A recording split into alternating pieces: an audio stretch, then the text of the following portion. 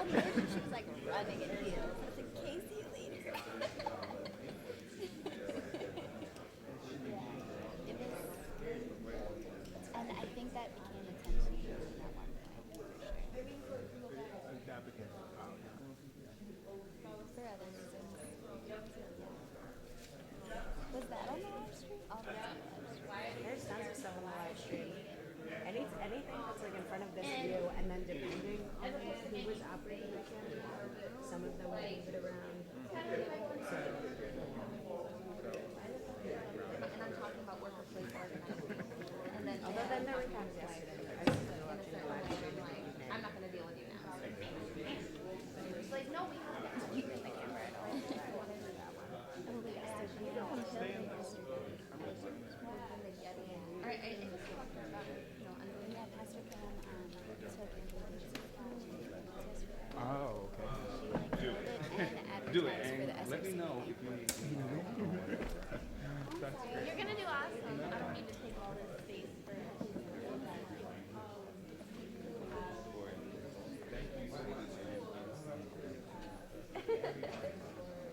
You're funny.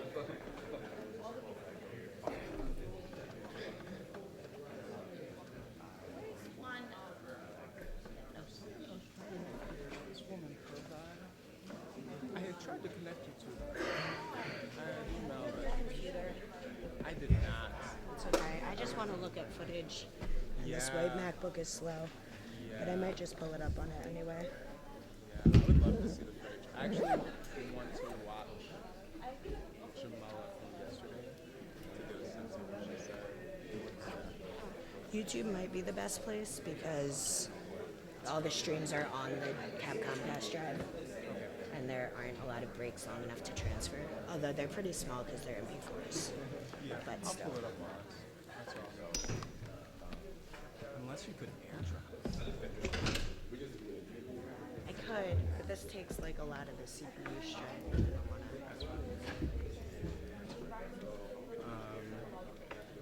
Oh, should I help you with that gear? Or you got it? Do you want to just keep this in front of you? Yep.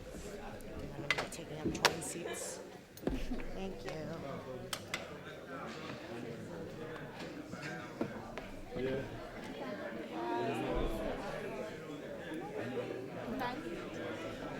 Amber.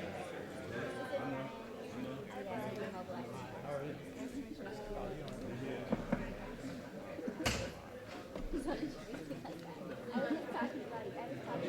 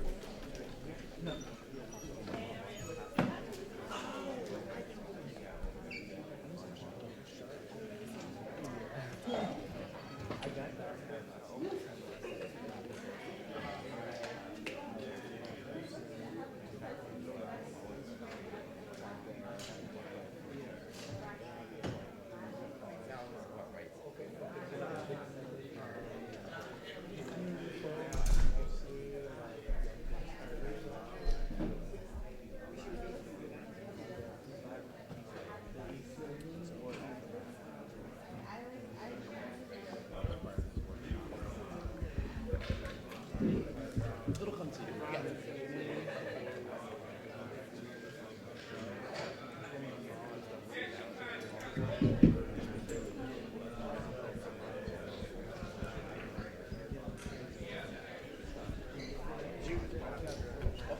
Yeah. Yeah. Yeah.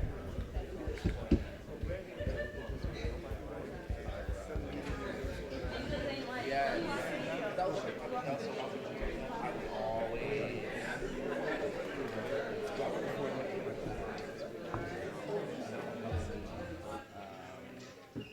You want the that okay?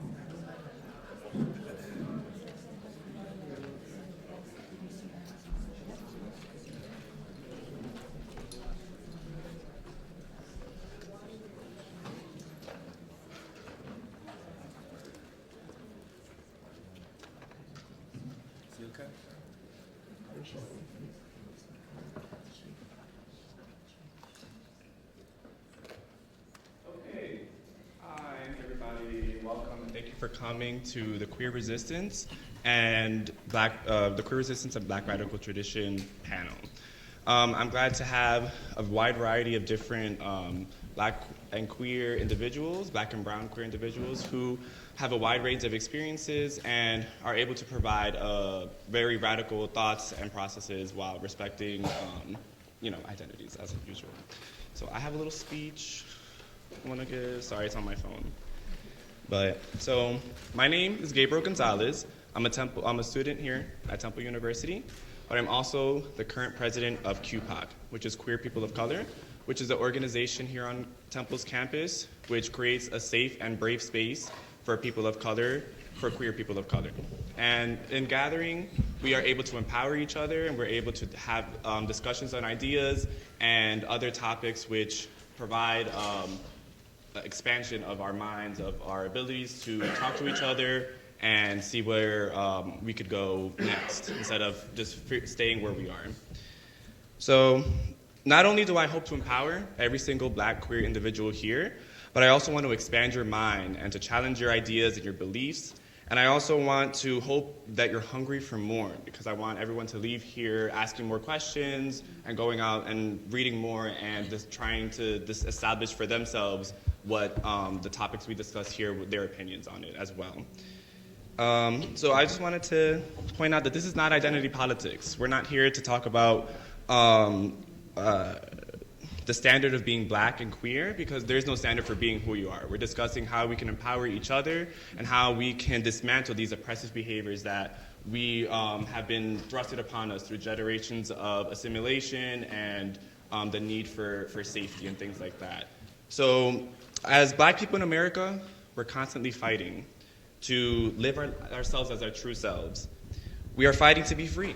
However, our non-trans and our non-queer Black and brown peers need to become more aware that the struggle does not end there.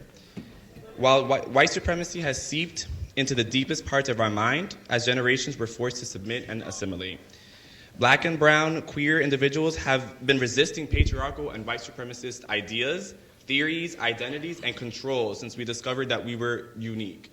Not different from other Black folk, but unique in our individuality, and also as our community as well. So we are unique because we innately resist the narratives that frame our existence as deviant or disgusting, but more importantly, as irrelevant. When we take a step back and look at our Africana roots and discover the truth of our immense imagination and accomplishments as civilizations, which I love when people say that because there were multiple civilizations in Africa, it wasn't just one, we can then expose the erasure of queerness that is then seeped into there as well.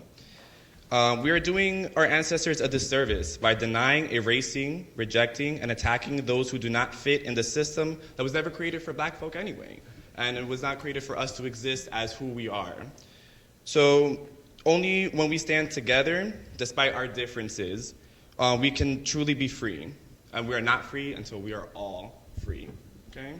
So I just wanted to start off by letting our panelists introduce themselves. That way they can discuss very quickly who they are and what they feel like they can provide as well, which I know that they can provide a lot, but it's better to hear from them. So we can start with you.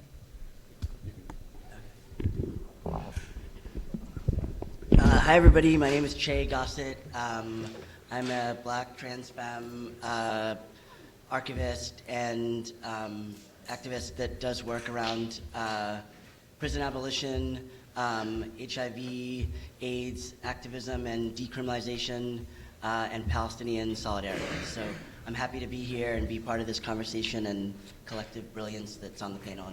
So thanks. Good morning, everyone. My name is New Rodney Pratt, and I am an educator and administrator here at Temple University. And I work specifically with our queer organizations on campus, Queer People of Color, Queer Student Union, as well as I do a variety of workshops and different types of trainings to kind of expressly get out there what this whole systemic nature is within our country and the state of Blackness. Thank you all. Hi, my name is Mijin. I'm with CAV, Organizing Asian Communities, which is a grassroots Pan Asian Organizing Center working for racial and economic justice in New York City. I was invited here today because of we have a pretty rich history of kind of like solidarity and coalition work, and currently are working with the family of Akai Gurley, who is a black man killed by an Asian cop in New York City, so I can talk a little more about that later. Good morning, everyone. How y'all feeling? Good. My name is Hakeem Pitts. I am a North Philadelphian. I'm a black queer educator. When I think about what I do in the world is I love myself as a black person, and that gives me the space to love other people really well. So I am a builder, so I love people development, and I believe in the dreams and possibility of black people and thinking about like the politics of black people dreaming for themselves. So yeah, I'm excited to be here. My name is Tyrone Smith. I'm an elder in the gay and lesbian community. I'm 73 years old. And this for me is like, you know, I was real pleased to see Obama, but this for me is like me, that we can have an open discussion. I remember when I was just a sissy, a punk, a faggot, and then I became gay, and then we were in the life and all of it. But to see where we are now and to be on a panel with such illustrious young men and women, I just feel blessed.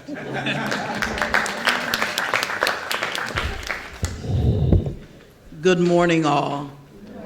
I am Pamela K. Williams, but better known as Pastor Pam. I am the only, and I say it unequivocally, out, if you want to call it out, confirming, affirming, unapologetic lesbian pastor in the city of Philadelphia. I am the pastor of the Ark of Refuge Tabernacle in the Overbrook section of Philadelphia, and we are radically inclusive in our ministry, which means that if you believe in Jesus the Christ and wish to serve God in the freedom of your existence, you are welcome. I'm just not an affirming pastor. I'm a believing and a living it pastor. So I'm here because I want to be here, because I think I have something good to help you along your way, and I can learn from you just as you can learn from me. So thank you for inviting me.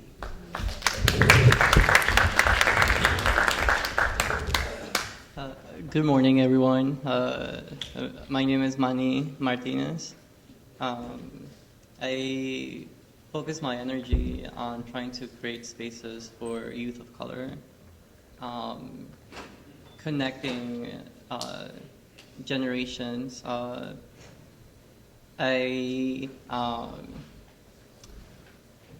think it's important. I was born in Mexico, and I crossed the border with my family at 7, and most of my life in the United States, I've lived here undocumented. I grew up in New Jersey, and I found out of displacement and the trauma of forced migration a home here. And I hope to talk. Gabe is handling the moderating with the questions and stuff, but frame it with history. That's important for us as youth of color, as queer youth of color, to really dismantle what is told and what is fed to us about ourselves.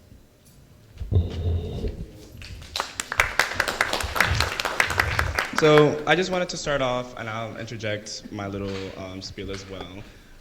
Just what does everyone feel about how can us as queer people reclaim our narrative within the movement, even in the civil rights one as well? How do you think that we could go about just kind of allowing ourselves to bring back our autonomy? How do you think, and I believe, you know, when we start moving past, I guess, like hierarchies of oppression, of who is more oppressed than who, and those kind of senses, and we start discussing how are we perpetuating these oppressive behaviors in which we live in every day, I think is a good start of doing it individually within each other. So, you know, to stop using such oppressive language towards each other, so slurs and things like that, is definitely, I feel, a smaller way, not necessarily a big movement way of how we can change it, But I do believe that it starts with each other. It starts with acknowledging our bisexual peers and things like that as part of the queer community as well. Definitely pushing for the transgender women of color who have been dying at such a high rate, but also the street harassment that they face as well, and the street harassment that gay men of color who express themselves more femininely or effeminate are then harassed as well and seen as lesser than and things like that. So I think acknowledging each other and the oppressive behaviors that we perpetuate is a good way to start. So anyone can jump in if you feel you have an answer. One of the things I think that's so important, I think that we talk about the male to female transgender, but we never talk about the female to male transgender. So I think that that needs to be a part of our conversation as well. I think so many times we get stuck. And I think the thing that we have to look at is that each one of us are unique human beings. And I think that we need to look at each other, whether we're straight, gay, homosexual, or whatever, as being human beings, humankind, coming out of that same, the structure of mankind that was given to us in the creation of mankind. I think once we start to look at that, then we can begin to look at us as one human unit of individuals with the diversity of our sexuality, the race, and all of those other things, but looking at each other as human beings. I think that's where we start at. That was great. I also think that there's a certain level of unlearning that has to occur too. We have learned to adopt these different principles that are in place. Even some of us that are sitting on this stage today is just so socialized in us that we have to be able to start challenging the status quo that is out there. And for me, it is having these conversations and being in these type of forums. It's going out to our younger and youth communities and having a dialogue about what sexuality is overall. And also an understanding, too, of what white supremacy is. And that it's not just white people, because white people of color and brown people in general, too, can subscribe to those different standards of white supremacy without being white identified. And lastly, for me, I believe that our music, too, is a big proponent of that. Music and media in general. There are so many, covert messaging things that are happening. Then overtly, I would say, for music that is out there, we need to challenge some of these things that are being placed out there, because the state of hip hop is not necessarily for people of color. There are more white people that are listening to this stuff, so they are controlling that narrative and that message. But we are playing into those games, so being able to dissect ourselves and separate out from that messaging. Two things that I think are most important in us fully reclaiming the future of the LGBTQ community is, first, the church must begin to respect that there are some people who live and affirm differently but still have a placement in the religious, if you would call it religious, Christian body of believers. So I think that the church must first do more. And I can talk about the church because some of the things that have affected me the worst in my life, in my openness as a lesbian preacher, has occurred in the church and the mainstream church, the church universal. So I think the first step is for the church to be able to better educate themselves with the community, and also lift its lifestyle of oppression. Because we can call it homophobia, we can call it biphobia, we can call it transphobia, but it's oppression, and we have marginalized the community that we need to bring to the table. So I think that I firmly believe that the church has not done enough. The church can do more, and I believe that it should do more and be about doing more.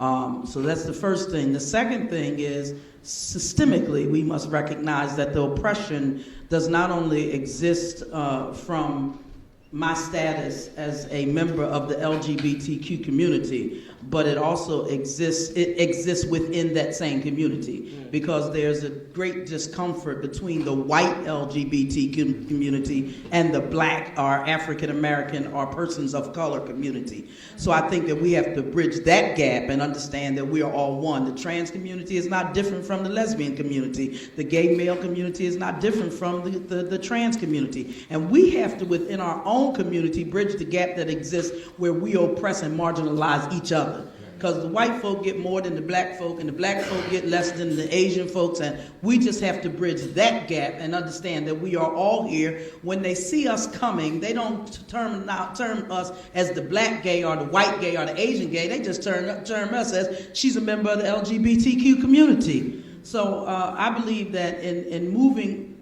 forward, we have to, within ourselves, associate ourselves with each other at a greater level of respectability and accountability. I'll share, and I'm going to try to be brief, but to try to have this conversation, for me, it's important to ground, what does it mean to be radical, right? And to think about what does it mean to be queer. And I think it's important that it's easy to make queerness this very monolithic idea, right? And even in this moment, what's not lost on me is that there are voices who are not here who are the most marginalized, and they become invisible. So in this space particularly, there are a lot of, I would say, male and masculine voices. But when we think about seeing all of us and seeing how white supremacy has made black, trans, gender non-conforming, non-binary people invisible, we got to sit with that and think about how even in this space, their voices are not heard. And so we don't see those black people, we don't see them as human, and that is white supremacy, right? So we really have to sit with that and acknowledge that and how we are deeply invested in that, because that is not radical and that is not our tradition either. And so when we think about what black radicalism is, I was thinking about that, and Cedric Robinson, who I love, and black Marxism, he talks about how black radicalism is not this variant that came from Western ideology, and that it came from our African identity. And so it's really important to acknowledge that being radical is being inherently black and acknowledging our Africanity, right? So it's important to, one, center that. And in this move, if we don't see all of us, myself as a cisgender black man, I have to recognize and understand how I take up a lot of space and make others, right, who aren't comfortable, how I show up in the world makes people in this space very, very comfortable because we like the gender binary, right? So we have to think about that and how people who don't exist within that, we're not comfortable with that. We don't want to see that because it causes this tension inside, and that we have to name, that is oppression. That is white supremacy, and we can't get free. We can't reclaim our future if we're not acknowledging and naming these things. So when I think about queerness, right? So people who are very, very marginalized and live on the margins of society, a friend of mine really, really encapsulated it as well. And I think we have to think of queerness as a practice, right? And this is from Darnell Moore. He said this as a politic and a utopian wish, right? And what queerness and queer resistance actually does, it has the ability to move us beyond what's normal, and it's a destabilizing force.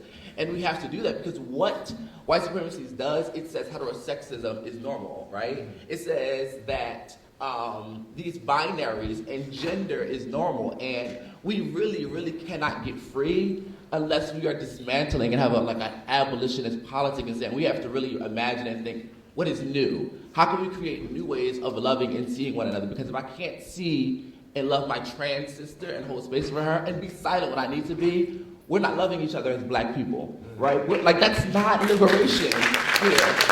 And so, it's hard for me, even in this moment, understanding how I am oppressed and also how I am very, very privileged. Because as I sit here, I think about the folks who aren't here, who can get us all together, right? And really help us to see where we have to move forward. So yeah.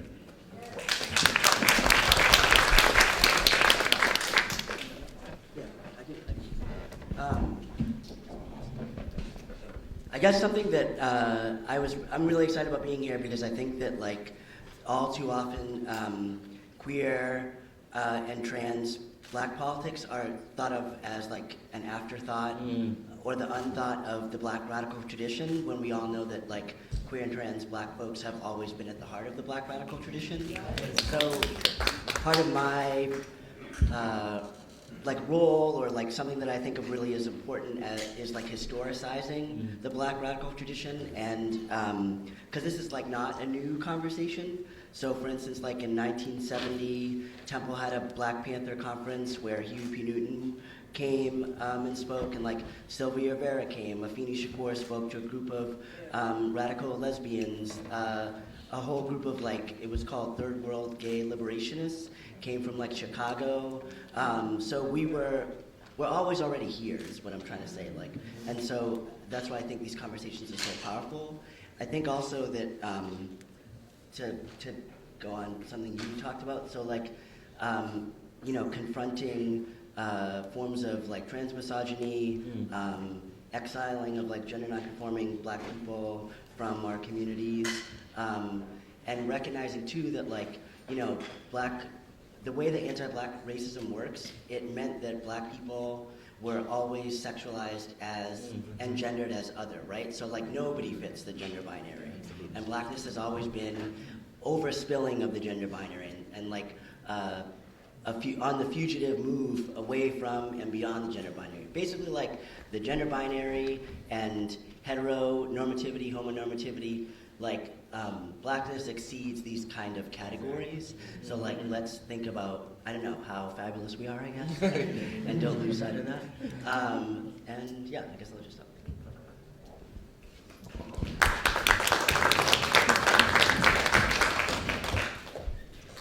Okay, so Thank you. Yeah, oh, sorry. So how do we reclaim our narrative? And I might ruffle some feathers, but I want us to think about empires. When you think about the development of societies across the world, you know, the American Empire, the Mongol Empire, the Roman Empire, the Ming Empire, the Asante Empire, the Aztec Empire, kingdoms. For all of these empires, you need these hierarchies of existence, and the erasure and the demonization of diverse identities, and the forced construction, evaluation, and the evaluation of manageable and consolidated identities. And in this specific empire that we're living under, the ruling class, which is white supremacist, uplifts white heteronormativity as the thing to be. And in this way, it's necessary to do that in order to maintain the order and to legitimize the terror of the masses, of the bodies that are used to do the labor. They use their bodies and their labor in order to feed the empire. And we're talking about slavery and forced labor by Black and brown people all over the world to bring resources to Europe and to the United States so these can become the superpowers of the world. But I want to bring it back to us. It's centered on us. But so what does this mean for us who have lived in this under this ruling class that's white supremacist, that's only 500 years old? Well, it's going to take a few minutes, but it's important. One, there is historical evidence that prior to colonial indoctrination, indigenous communities all over the world had very rich, complex, diverse, and diverse ways of interacting with gender and sexuality, aspects which permeate through their religion, their cultural traditions, and their community structures. Two, white settler colonialists used their religion to reimagine and reconstruct for indigenous people their spiritual practices in ways that were the most economically productive for the colonizers. one of the ways in which this was done was tearing us away from and stripping our communities of our previous understanding and inclusion towards queerness and gender fluidity. 3, once the age of independence hits all of these previously colonized territories, the indigenous people that have not been murdered, but more so the people that have been violently transported and or forced to migrate to build the wealth of the white supremacist empires, and which have over time repopulated these previous colonies, specifically under slavery and indentured servitude in the Americas, we arrive at a reality that living under terror has translated into an overwhelming tendency for our shattered communities to develop an affectation towards the empire's religion, because it has provided us with the only shred of humanity that relieves our resentment and rage towards its oppressive structure. 4, the love affair between the empire's religion and the political structures that developed through the projects of nationhood in about the last 200 years marries the destruction and the silencing of queer and gender fluid existence, and the reconstruction and reimagination of homophobic, transphobic, heteronormative centered values forged under the colonizer's religion as our black and brown and other previously colonized people's status quo nationalist values. 5, today there has been an intentional divestment by the ruling class and this empire that governs the institutions such as the educational systems and the media that record the trajectory of our historical collective consciousness, from understanding the development and management of non-heteronormative, non-white existence as unnatural or only acceptable as commodities or dead. 2 of the consequences of this have been that within white culture, for white people, non-heteronormative identities have historically been less policed because under the economic strategy of the empire, it hasn't and still doesn't rely the heaviest on the exploitation, exotification, commodification, and erasure of these bodies. This has allowed for Western societies, specifically the US and Europe, to be painted as the most forward-thinking about gender and sexuality. And it is related to why systematically white faces currently dominate LGBTQ struggles. On the other hand, the leaders in social and religious institutions, and this is not a generalization, but of non-Western countries currently have rejected the humanity of queer, trans, and gender fluid individuals as one of the many ways they are trying to resist and overturn the cultural and political domination of these Western societies towards their own self-determination, and as an attempt to return back to what they perceive as being the pre-colonial values of their territories. But of course, we have to think about and wonder how these values have been obscured and not as well preserved, and instead hidden and intentionally overlooked and supplanted by the empire's ideas of ourselves, especially through its organized religion. But thanks.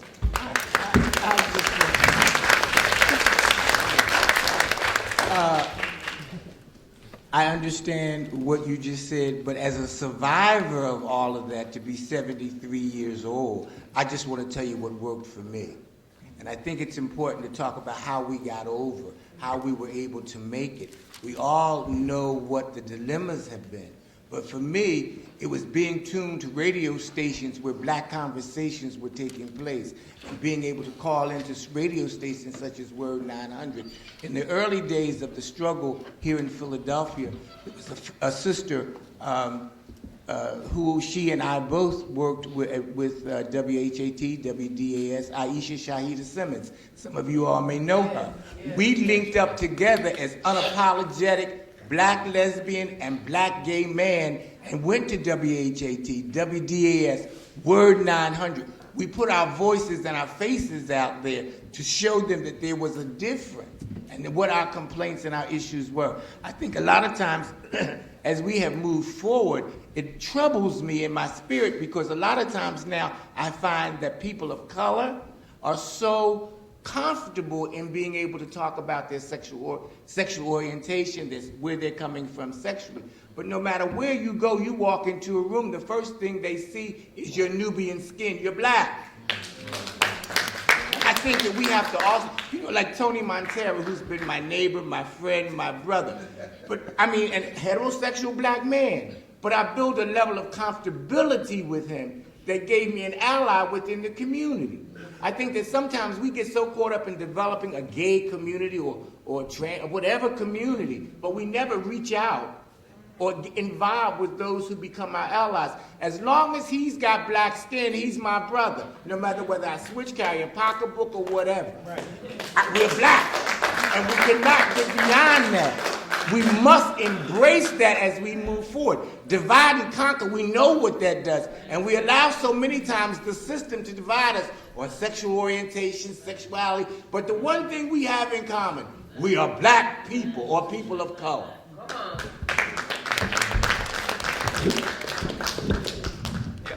I think you just pointed out real quick, it's going to be really brief, the concept of white supremacy and how it has, created these subsets of systems that are in place. And I do want to just say, too, that we should also be careful of this social justice elitism sometimes that we use. The word queer is a very academic-centered word on there, yet we have been very accepting of this word that has been created through white feminism over the years for it. But when you go around... Get out of my comment. Gotta preach, right?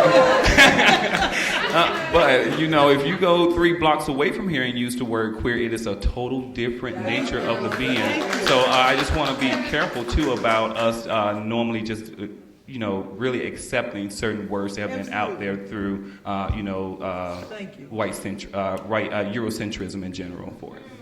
He really helped me because I was going to say, please don't accept me as being ignorant, but I have a problem with the term queer.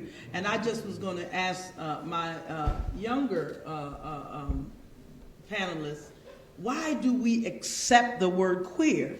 Queer means strange and odd. I don't think I'm strange and odd. So I thank you for that, my educator fellow panelists, because I just don't accept that. And I want to understand it better because as I was growing up, when you called a gay black male queer, that was an insult. That was insulting to someone of the, at that time, gay community. Am I correct? So when we say queer, why are we considering ourselves queer? And why are we accepting that term? So my position is that we're accepting we're oppressing ourselves by using that term. So kind of flesh that out for me because I don't receive it. And I was having a very serious problem up here considering ourselves in the queer tradition because that's not my tradition because I don't think I'm strange and I don't think I'm odd. So help me. So I want to, that actually prompts a lot of other questions which I've been trying to get to. No, it's fine. Because I do agree, and I'm glad that is brought up, and I'm glad that we're shifting into this conversation because just like a little goal for what I want to do is just not to think that everything is so standard. Just because I say queer, we agree on the same mindset of that necessarily, doesn't mean everyone on here does. So I wanted to bring up, especially with that word and how language affects the way that, we are even perceiving and communicating with each other. I had a great conversation yesterday in the car, with other Brock members about how we also don't understand our geographical, our geographical location and how the West affects the way that we perceive, gayness and homosexuality just in general.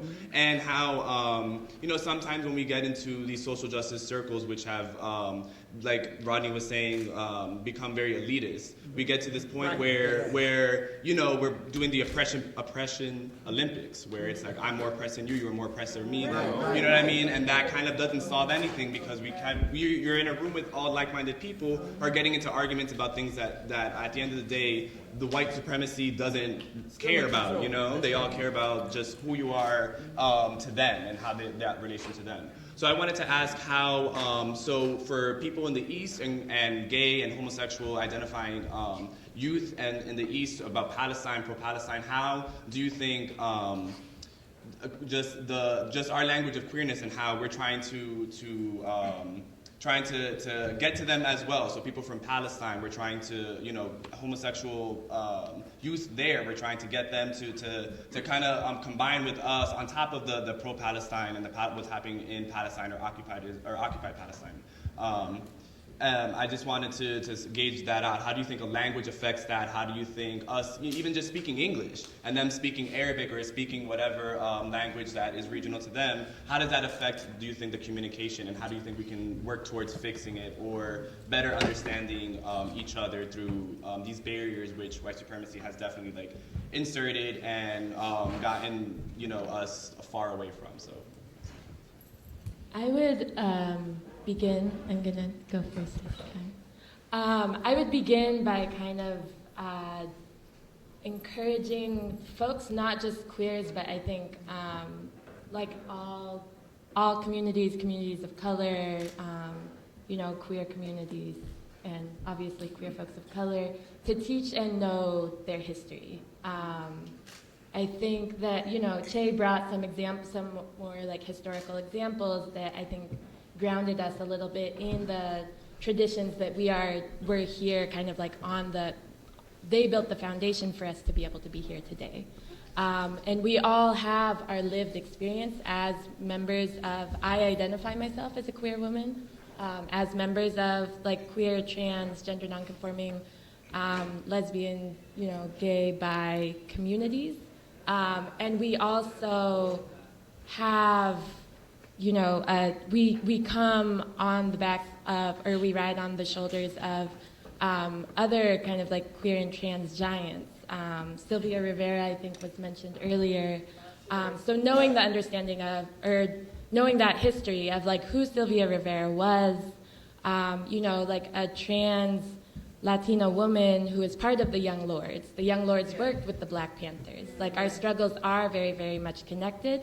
So knowing that history, I think, is really, really critical for us to start to break down some of these like language things and these like academic things, or, you know, like thinking about words that are, you know, come from like white feminism, which could be problematic, but understanding like how our people, how communities of color, how queer and trans communities of color have kind of come to, you know, come to be where we are today and why we call ourselves queer, you know, and not, I don't think of myself as odd or strange.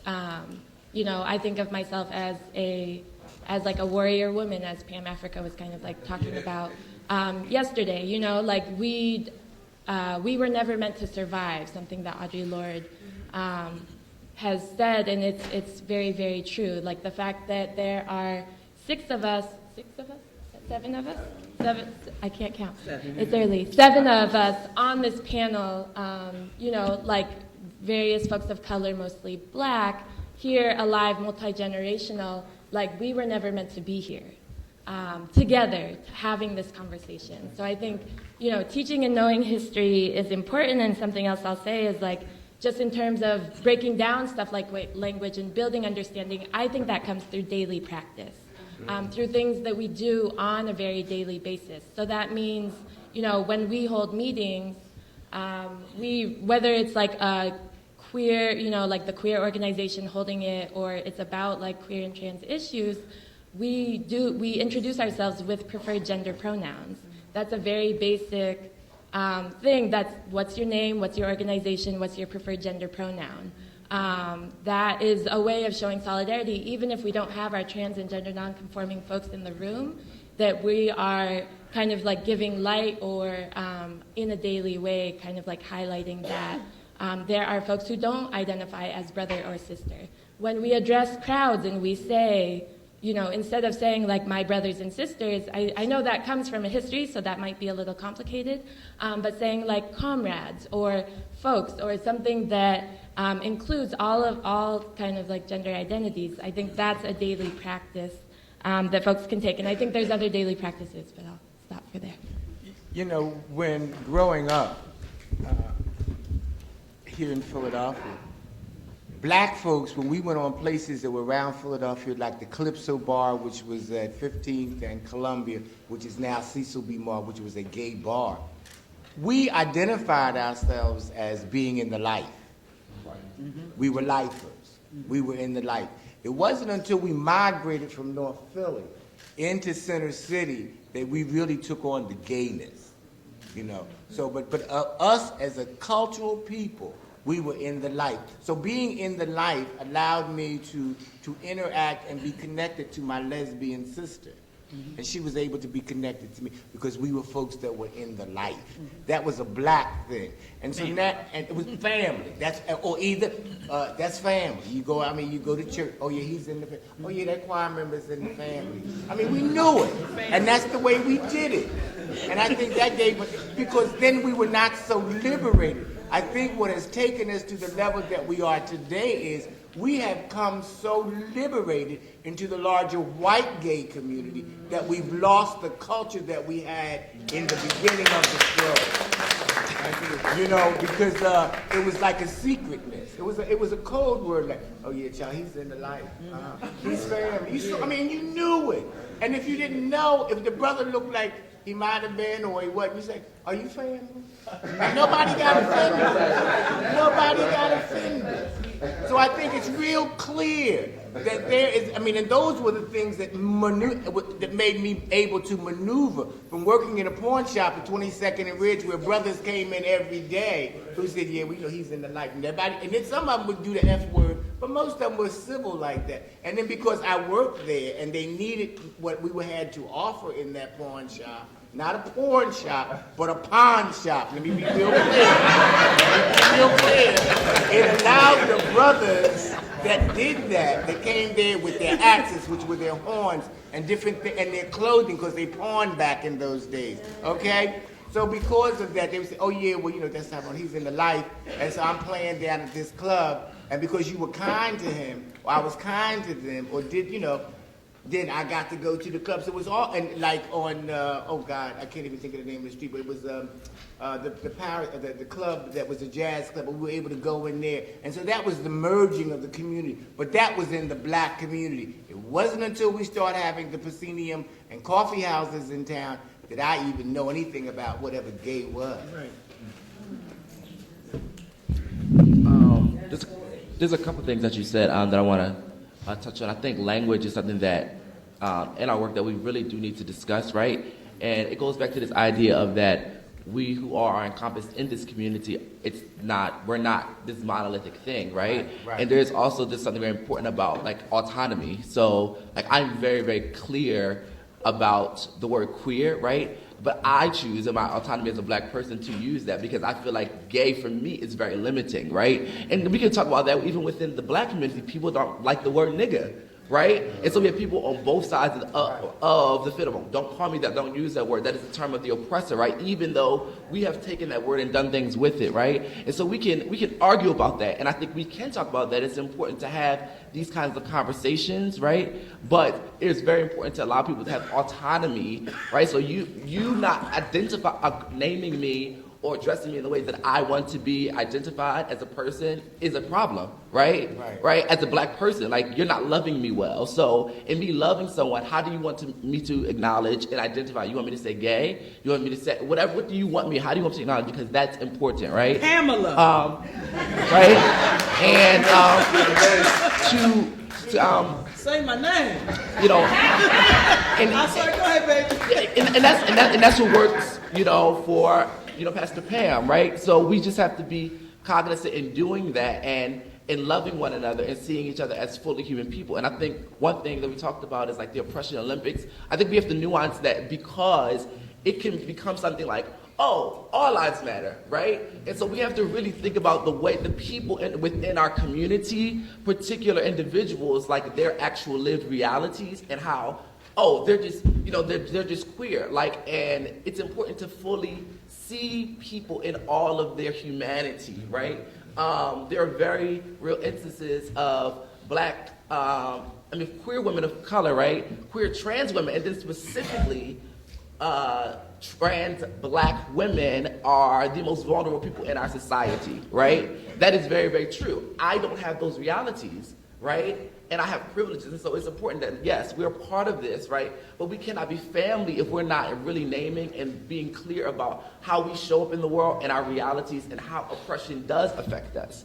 Like, I can't love you if I don't see you, right? And see you the way that you want to be seen in the world, right? And so I think when we can have these conversations with one another, right, it allows us then to be able to look at Palestine and be able to love them, right? But if I can't love my neighbor who's right next to me and name them and use their specific pronouns, right, that way, then I'm trying to go over to Palestine, and the thing is like what does solidarity look like?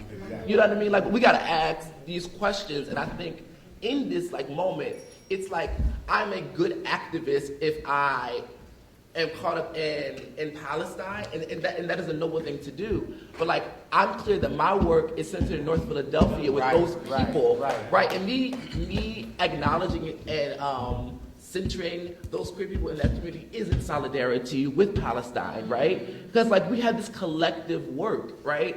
And so I think it's important to what I'm not is dismissing all these things. It's how do we have more nuanced conversation, right?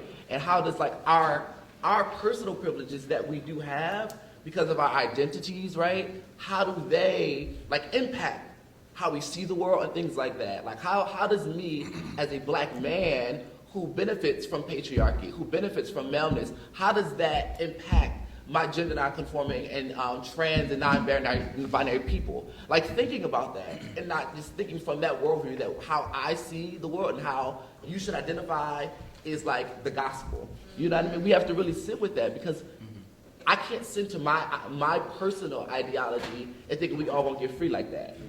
You know what I mean? And it's a wrestle, and that is the Black radical tradition. Dealing with these contradictions. That's the work. Being discomforted. You hurt me, you harm me because I love you, because we are Black, right? I can see that we can move beyond that, right? But the thing is, we don't just say, oh no, I look over that. No, as an elder, as a young person, I violated you, and I sit with that. And I dehumanize you in a particular way. How do we sit with that and then say, I want to love you? And Black love, in this, to be clear, it compels me to love you really, really well and talk about it, sit with it, and then see how we can move forward.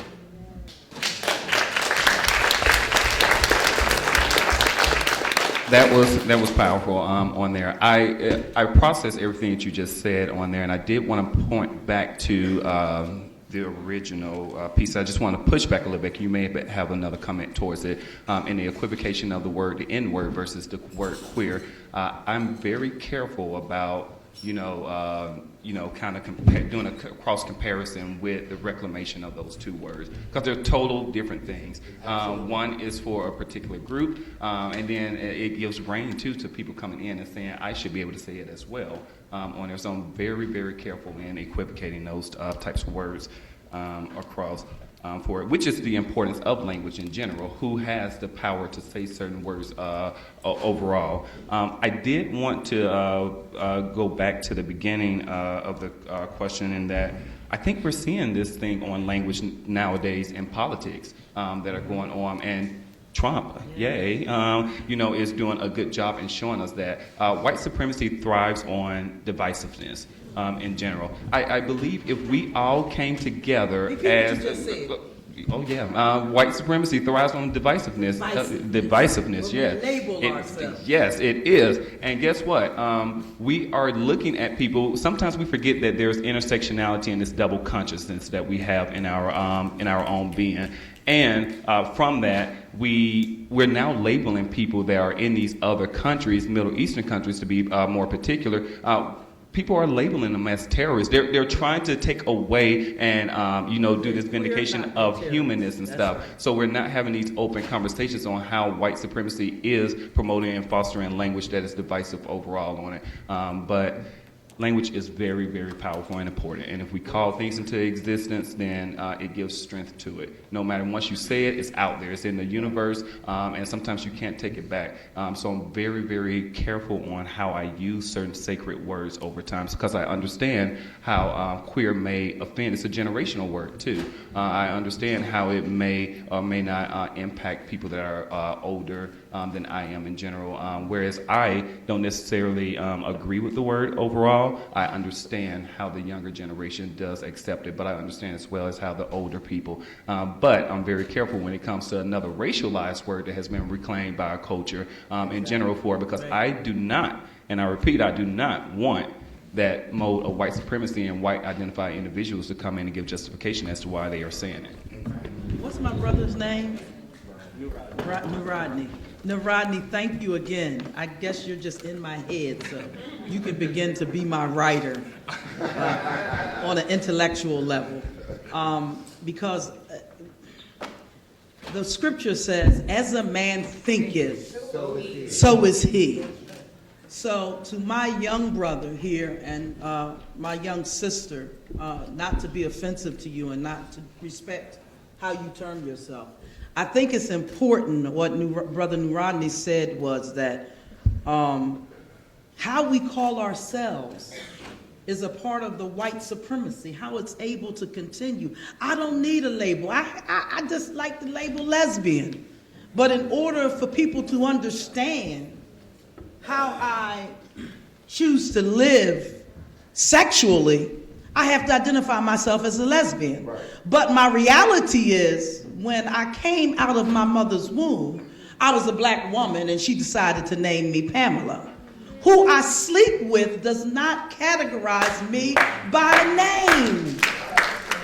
So I don't need a label. I don't need to label that. I don't need white America to give me, the white supremacy to give me another label. I'm already a black woman, already oppressed when I came out of my mother's womb. So if I continue to classify myself by language and different names, then that gives power to the oppression. And I don't want to give power to my oppressor. So I respect that, but as far as I'm concerned, and my position is, there's a gap.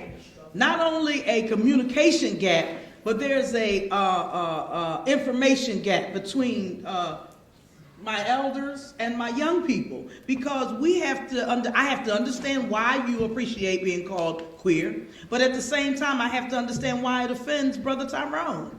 And then when we come together collectively, like the young brother said, and have a conversation about it, we can better understand how it affects us collectively, because then we're divisive.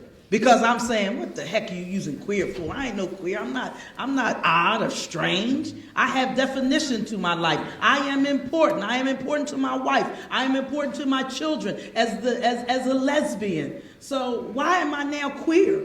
That takes me into another mindset or another frame of thinking. I'm not going to use misogynistic terms. I'm not going to use binary. I'm not going to use those terms, because those are not terms that I familiarize myself with, because I am who I am. I'm God's created.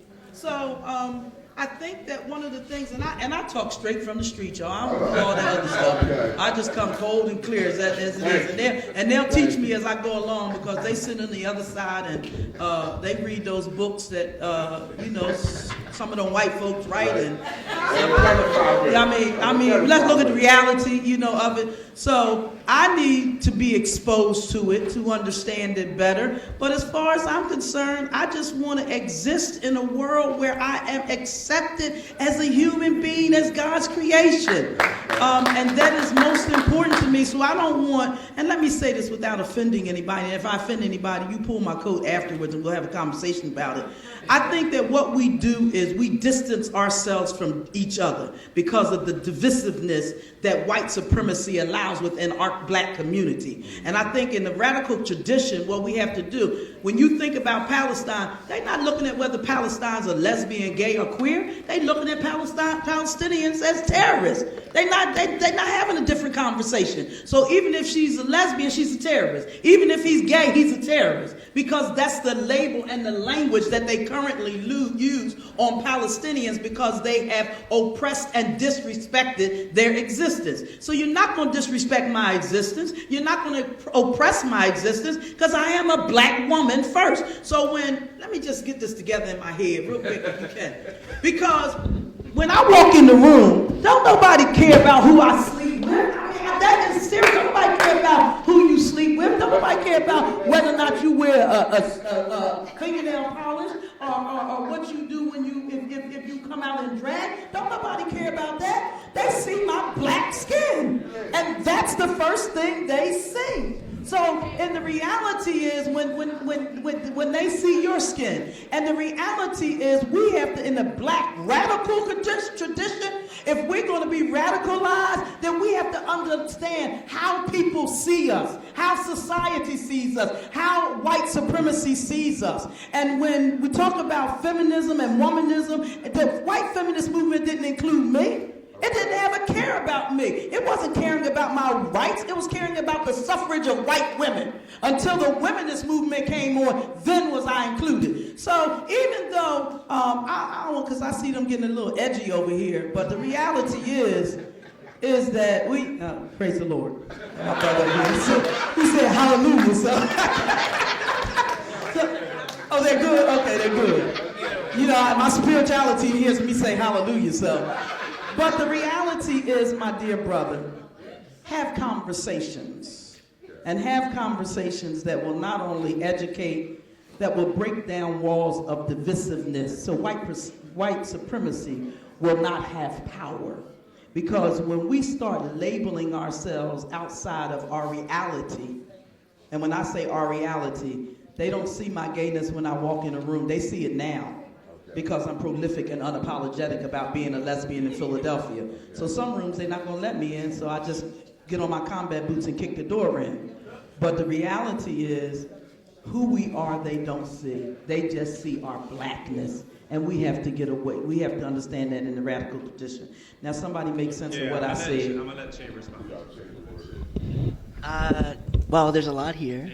I said there's a lot here, right? A lot of feelings. I don't know. I guess the whole dialogue and conversation makes me think about a lot of things. First, I did a summer program, a writer's retreat, like 2 summers ago called Lambda Literary, and they have different faculty. And Samuel, I got to be in a person of color, LGBTQ group with Chip Delaney, Samuel Delaney, and he said this really remarkable thing about growing up, and like all his friends call themselves queer, and this is in like the 50s, and gay wasn't a term that they used, and he found it to be like an academic term, and now it's like totally flipped. So I think, you know, part of the categories are always compromises with the chaotic reality that we live in.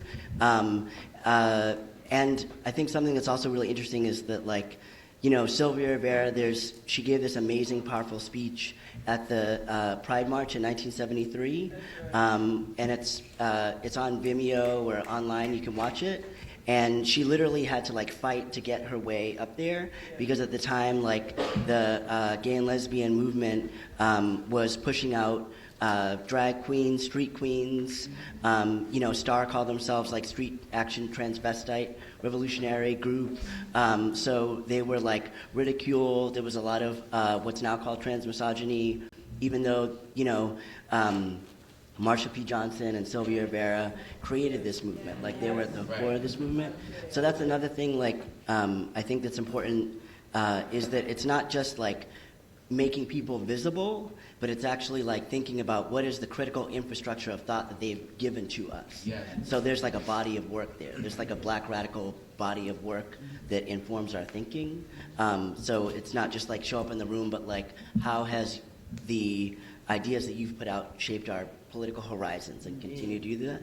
And I guess the last thing that I thought about, Sylvia Rivera says a speech and she talks about like, she excoriates the white, gay, and lesbian movement. And she says like, I don't believe in the gay movement, but I believe in gay power. And I thought that was really fascinating.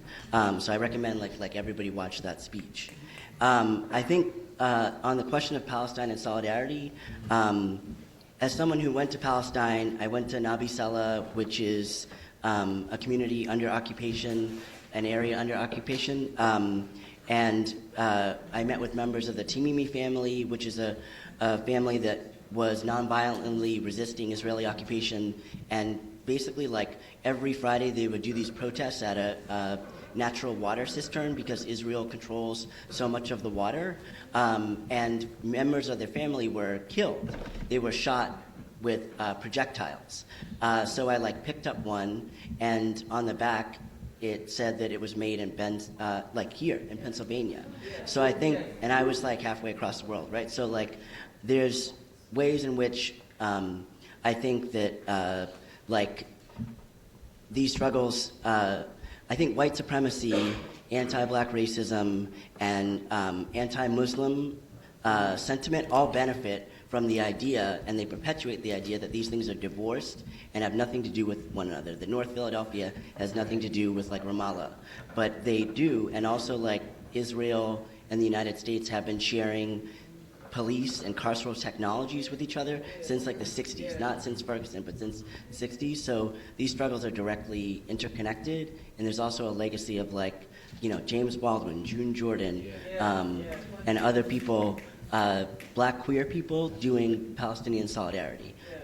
So I think that all those things are, shape like our political horizon for right now. Can I ask you a question? Yeah, sure.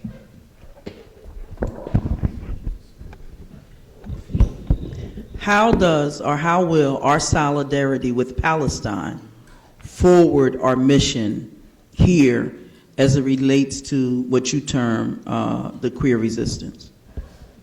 I mean, I don't want you to talk about what nobody else wrote. Tell me about you. okay. How about me? Yeah, tell me about how you feel about that question I just said. Yeah, I think that there's a lot of great conversations happening, and I think I think one thing is also that there's ways in which Israel has there's a whole branding campaign that's been happening since 2006, and Israel is branding itself as a safe space for gays and lesbians and trans people and queer people, and Palestine and the rest of the Middle East and North Africa as backwards, non-civilized.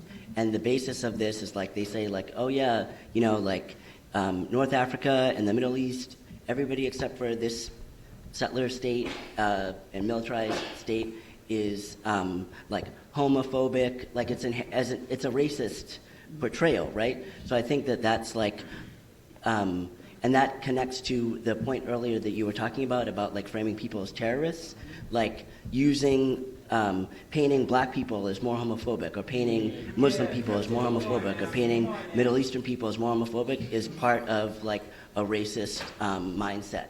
And it's what allows and justifies war, the bombing, etc., and paints people as less than human. So I think the framing of people as terrorists is directly connected to the idea of them as being more homophobic. So that's one thing I would say. Yeah. So,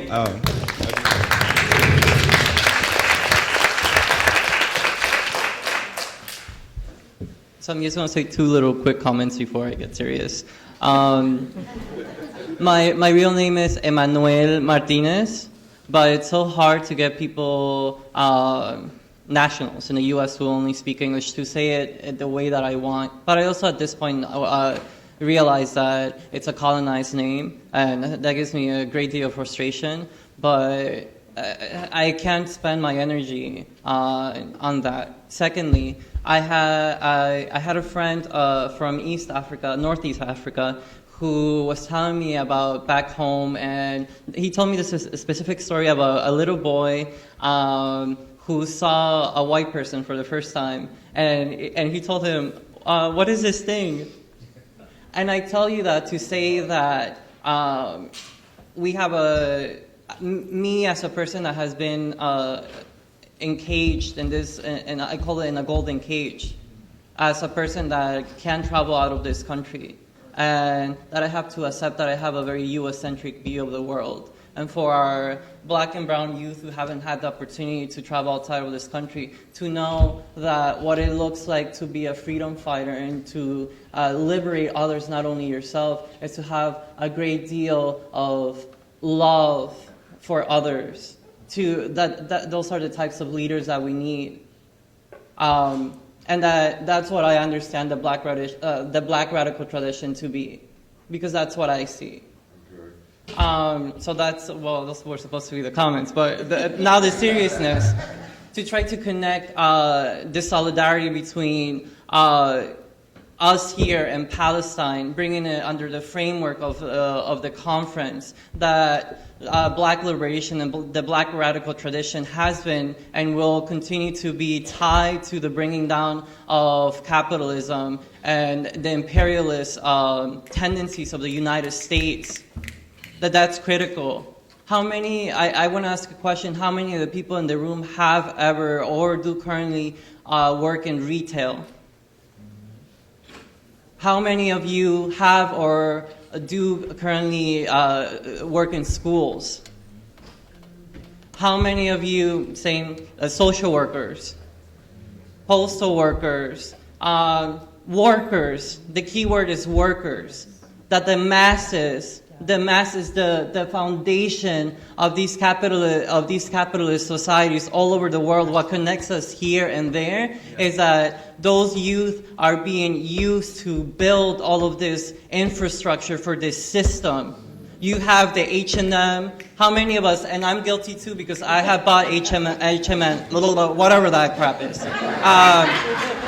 All of this stuff, all of these phones. Did you know that one of the metals that go into these phones comes from the Congo, one of the richest regions in the world, that they have used 5 million children in order to mine this metal, and that this has blinded us. This is what our God is. We don't know who's producing our shoes. We don't know who's producing our clothes. We don't know who's laboring. My mother, her whole life, here in the United States, worked in a paper company. For the little flyers that you get for Verizon, for Comcast, just doing one motion, the whole thing, the whole time. This is how we need to get connected and think about the economies of how especially black trans women's bodies are used in these empires. The history of the Caribbean, of all of these islands that become the fantasy places of the white men that go there to fuck them and leave. That's why they're not here. Thinking about those informal economies. And that is what we're thinking about. That's what is connecting our experience here to the youth in Palestine. And just one more thing, that we need to decentralize what we use as language.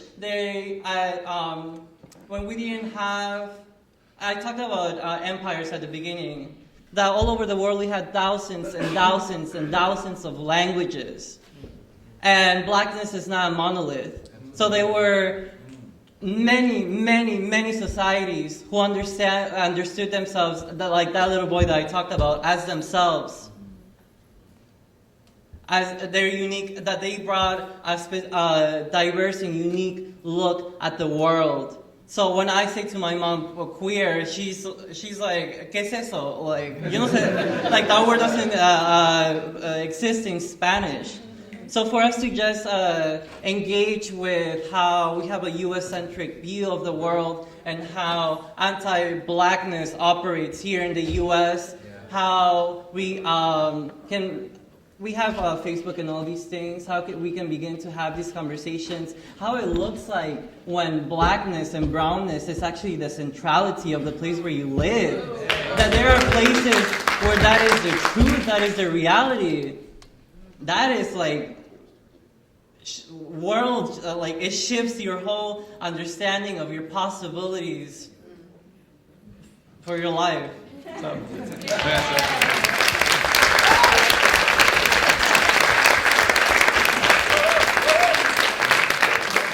So just with what Lani is saying, I think that's very important to think about how we're disconnected from people outside of the U.S. and how we use language, like I keep saying, to how that becomes a barrier. But I also want to bring in, because we do have very different sides of the coin here. Some people who are more academic, who have more structured in academia in the way that in their thinking, which is completely, I think, fine, of course. And those who have more lived experiences, I want to know, how do you feel would be a good way or the best way to kind of connect it? Because I think the problem that comes up a lot, and comes up even in activist spaces, I think especially, and something that I've gone through, is when you get too much into academia, you start getting into identity politics. And when I took the Black Woman, or Women in Black Literature with Daniela Wright, this is your shout out, I think that what she helped me do was see like through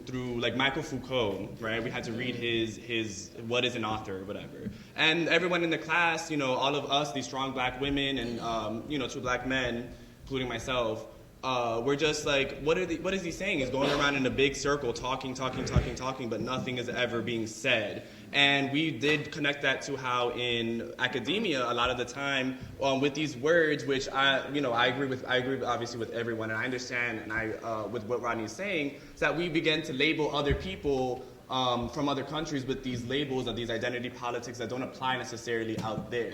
So in not even just Palestine, but in North Africa, in South Africa, in Egypt, in all these other places, the words that we're using here and queerness as just like a system, we're not realizing how it kind of is. We're trying to push these people into what we're trying to fit into what we feel is that. With these language barriers. So I just want to know, how does everyone feel about connecting lived experiences? How do we take academia, which is again a privileged thing to have in America and around the world, to be educated through higher education? How do we take that and get out of that and get step down from these ivory towers and come back to the real world? And how do we start fixing it? How do we start using queerness or queer as an identity? How does we go from just talking about it? How do we then revolutionize it? How do we radicalize it? How do we use it in the Black radical tradition is what my question is. That's a really actually good question. It's something I think about all the time, because as I think about myself, someone who's going to college, and through a friend learned this term that she learned in academia that my best friend showed me, called having this bicultural identity. I was like, what the heck is that, right? And so it's interesting because I navigate this space. Like, I'm from North Philly, Broaden area. That's where I was born and raised. I was born in the hood with working class people, right? That's my experience. That's my living. That's where I'm from, right? And there's this idea also, like, within my community where I am police if I do not even like language, it's how I speak in terms of like grammatically. I'm police because of that, right? Like that's just truth, right? And so but then also I work in North Philadelphia every single day, and so what I can say, I've used my privilege of someone who's going into these highly privileged spaces, right, and who's educated, and I'm at 7th and Norris with kids from North Philly. Right? And the way I really speak in this space is completely and totally different. And I think we as people of color, as Black people, have always had to be able to navigate and and code switch, you know what I mean? But for me, word for me, code switch. know what I mean? And learning all these terms, you know what I mean? And I think it's important for me that like, as a person who is a scholar, right, that I'm also invested, that I'm sitting under my grandmother, that I'm on the block, that I'm in the community, that I'm with my family, that I recognize how, in this weird way, when you learn things, they puff you up, you think you know more, and that you don't need to be around people, and that you don't need to sit under people, right? That you need to, like we were talking about, like when we got here, he was like, I'm excited to be here, and we were talking about like, yo, like how our group is like, you sit under elders, you know what I mean? Even elders who are problematic, like, you know what I mean? That's right. Seriously, Those the ones you learn like my grandmother be oppressing me, so like, you know what I mean? Like for real, like my family, and like navigating that. How am I having like a conversation with my mom about intersectionality? You know what I mean? And so, for real, and I think it's like, how do we take all of that, right? This information that we've been privileged to get, to actually be able to like name like our experiences. There are many things that I experienced as a black gay man, right? That like I didn't have any kind of language to identify and to be able to say like that needs to stop, or I know what that is, or even just like trauma. Like I didn't know I had PTSD until I was 23 years old from seeing my cousin get shot in front of me when I was 9 years old. I didn't have any kind of language to be able to name that. And so I'm thankful for the education so that when I see my kids, when I see that trauma, right, that's going on, I can be like, yo, like, I know what that is, and I know how to care for you and how to love you. And so, like, I'm glad to name that I am a scholar. Like, and there's no shame in that, right? And I can, you know, go into places and go and be on my block and be very comfortable. And I'm also very comfortable in academic settings. And I don't have to choose either, right? Because there's nothing about, like, our people have always been educated people, right? You know what I mean? Like, and so the fact that I use like nuance, like does not mean like that doesn't deny that like I had this very lived experience that the same brother on the block has. And I think it's taking both of those realities like and bringing that into this space, you know, bringing that into and bringing my experience in an academic setting. And I mean, in academic settings, like taking what I know from the hood as well and like using both of those. And I think it is hard. Like I deal with this on like a daily basis of like people like, oh wait, you from North Philly? But it's like, I gotta pop off, and then you see the other one. You know what I mean? Like, you know, and it's just like in all of this, you know what I mean? It's all encompassed in who I am. And so I think it's a challenge. I think that's a very important question. How do we do that? Like, I'm interested. Y'all Tell me what you need. You know, how do we do it from your perspective? Like for me, I mean, honestly, like a lot of it for me is like taking that and listening. Like that's a huge part of what I've done is like listening to my students, like because like you come in, I got my education, I'm doing this, I got these experience, I got these receipts, you know what I mean? But then like a lot of times I'm just like, you know what, I need to just sit down and listen to them, you know what I mean? Because like even though I may know, there's something that tells us that like, that says with privilege like marginalized people don't know what they want or what they need. You know what I mean? And I gotta like reconcile with that. And I'm a marginalized person. So it's like this like double conscience that you said. But like a huge person that is part of that for me is like simply like listening and then saying, repeating back what you heard, so making sure that I heard you correctly. You know what I mean? That's another part. So yeah.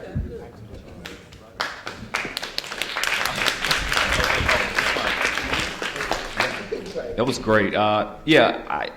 I grew up in the South, if you couldn't tell from my accent that I have. Montgomery, Alabama, to be exact. So there's lots of, I know, right? You know, the home of the civil rights and the home of Dixie, too, when they tried to take us down in the country. Yes, I am.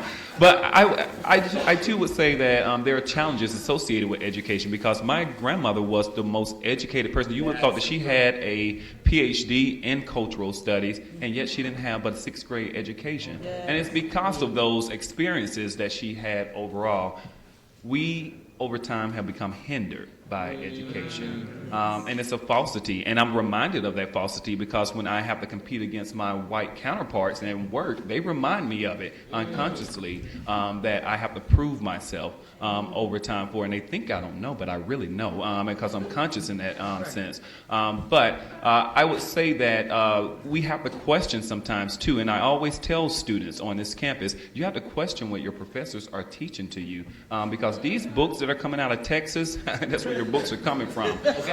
They're not right, and they have erased out the real meaning of history, and they have confused things over. So I question people all the time. In my field, we base a lot of things on theory. Well, how the hell can I base everything on theory when it's not inclusive of all of the people that we work with? It is based upon white male privilege, not even females in general. So education sometimes to me is a hindrance, and I have not lost where I came from in general. You have to always put yourself in the perspective of where you're at.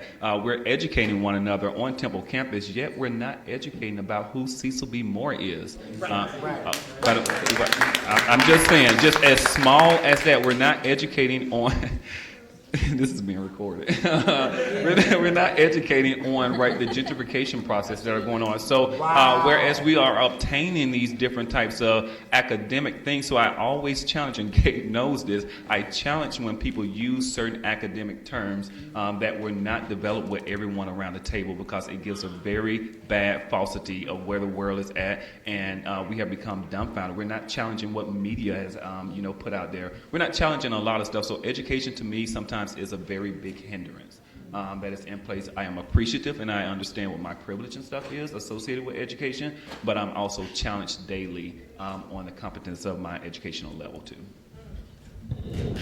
I like that. Thank you. I really do. I like him. I want him. You just made a new I friend. need him. But this is good. This is real good. When I was 16 years old, I got a full scholarship to two places, either Duke University or Spelman College in Atlanta. Since I had attended predominantly white school, private school, I wanted to go to Spelman. I wanted to go to the AU Center because I wanted to experience my blackness. I wanted to learn these things that my mother had taught me. I had to learn more about Martin Luther King and W.B. Du Bois and Bayard Rustin. I wanted to know what my mother was talking about, so I went to Atlanta. And I went to Atlanta and I saw people whose skin color was like mine, but their conversation and their diction was not like mine. Now, Bayview, I was very intelligent. I had very high IQ, and they thought I was going to go on to be America's genius, but I understood that when I went into the market in Atlanta with my sister, who was at Clark College at that time, they still called me a nigger. They still looked at me like a nappy-head little black girl.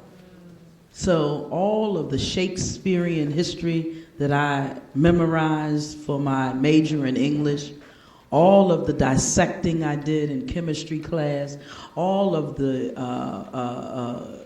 Grapes of Wrath readings and all of the readings that I did in my human lit class did not stop them from seeing me as a little black girl from Philadelphia. It didn't change. Whether I was there on a full scholarship, whether I was there first in my class, valedictorian at age 16, none of that mattered. But when I came home and tried to express some of that to my grandmother, who was from Raleigh, North Carolina, the Tar Heels of North Carolina, who picked cotton and tobacco, when I started talking about Shakespeare and all the rest of that stuff, that didn't matter to Grandma. All she wanted to know is, how was I doing and how were they treating me? So the reality of our existence is not based on what's in that book, but it's based on how I treat my fellow human person in accordance to loving them, caring about them, and pulling them along. So what I need to see you, and you come to my church, and listen to me. And I need Tony Monterio to set it up, and I need y'all, and we need to get what's them boards they call, them flip charts. Okay. Y'all need to do some code switching, and come into the church and let's have a conversation. Okay. Let's have a conversation. I mean, that's the reality of what I'm telling you what I need. Because what y'all talking about right there, I'm not talking about that. I'm talking about you accepting me because I'm who I am. So let's have some conversations. Let Brother Tyrone tell you about his experience. Let another senior tell you about their experience. What I find missing personally in the black community is mentoring.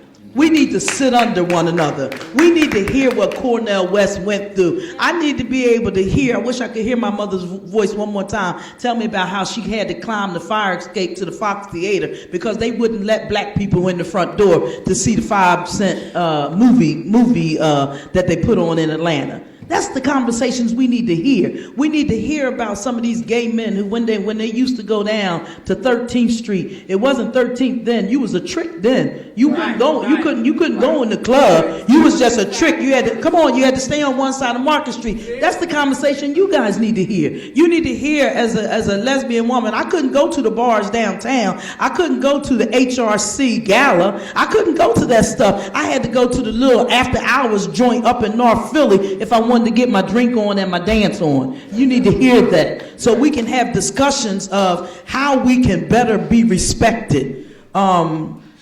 That's what it's about for me. So even though I'm from West Philly, and even though I believe and I relate to the people in their circumstance and in my circumstance, because I hear the police running down the street. The shooting that occurred the other night, let me say this, was 7 blocks from my front door. I heard them whistling the officer by, and I told Brother Tyrone, I said it had to be him because it was the fastest moving car going down Spruce Street.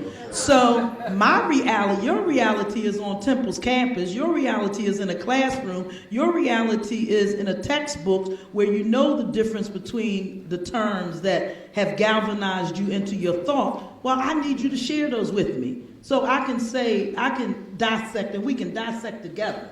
So when we come into the public to the young sister who's a trans female who's wearing her saggy pants down and behind and has on Ralph Lauren boxers because that's how she thinks she has to exist to be accepted, we can explain to her that that's not your true existence. And you can explain to her, Jay, what, how she identifies herself, how she calls herself, what language she uses. So what I want to see is us come together as a people and have some conversations and talk about this. So 6439 Lansdowne Avenue, y'all come on 2 o'clock on Sunday and y'all come turn the joint out and talk about what y'all want to talk about. Because if only one of us are free, ain't none of us free. So we have to do this together. So I would like to see an open conversation between those who sit on the academician side of the table and those just straight out the hood. So we can have a conversation where we can grow together. That's what I would like to see. Does anyone, because we're going to do comments quick. Does anyone have anything else to say? Yeah, go ahead. I'll just go. So I guess that most of my most formative or important impactful educational experiences have actually happened outside of academia. And through organizations like Critical Resistance, which is a prison abolitionist organization, or Insight Women of Color. And it's people who may or may not be within the academic industrial complex, and that's never a home for any black folks, queer, it's never our, where we, it's a place that's designed for our destruction, so it's gentrifying. What UPenn is gentrifying West Philadelphia, so there's a politics of inclusion that can happen, but that doesn't change the violence of the corporation that is the academic institution in our neoliberal capitalist time. And I guess something else that you made me think a lot about elders, and an elder that I always listen to, who's funny and brilliant and has so much to say about black transness in the life, is Miss Major. And so you made me think about her and her legacy and. We need to bring her in. Mm-hmm. Yep. Totally. Yeah. Okay. Good. Thank you. And I expect you to write me and let me know when I'm missing. Maybe she can come to your church. Yes. Please. Let's do it. What's the name of don't even know the question. No. Hold on. It's The Fire Next Time, correct? The Fire Next Time by James Baldwin. Yes. So I just happened to read it recently. I'm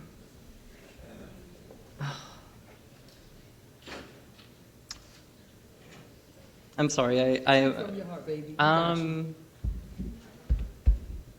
All right. He was talking about how he in the passage, how he didn't feel he had the strength to be the son of a pimp. Something I'm paraphrasing, or go into drugs, and that around the age of 12 he started to see the boys and girls take a path, and it was either be a son of a pimp or of drugs, of church. Right. So I think in the same way, as I didn't come out until college because I was afraid, and it actually I became homeless once. That family, but so for me, going into academia was my only. I wasn't strong enough to.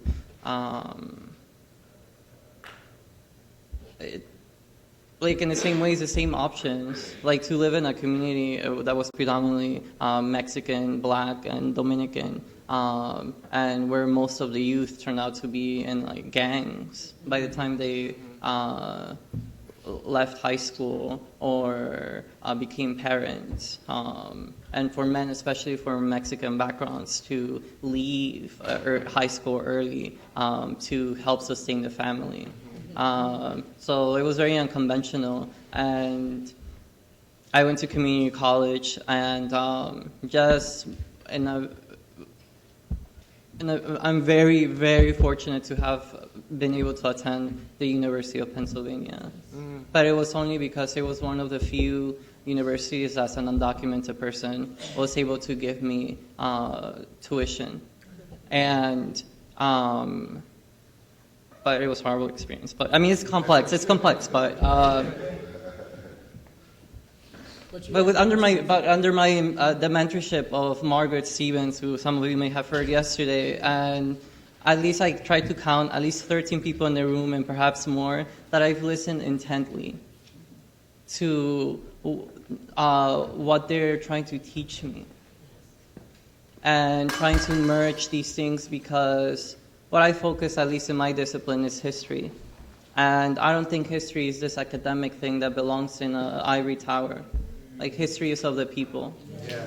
And history, I learned that it's important for all of the people in this room to write, as queer and trans, Black and brown people, to write our stories. That is how you make history. History is made out of the things that get recorded. That we may not get it into a university, but it can pass down into our communities. To have our elders slip it to us, and we can keep it for ourselves if that's all we can do. So it's a challenge. I'll just leave it at that it's been a challenge to, the way I started was very like, it was, but I thought it was important. I just didn't know how to say it any other way, but you just want to, it's a challenge. I'll leave it at that.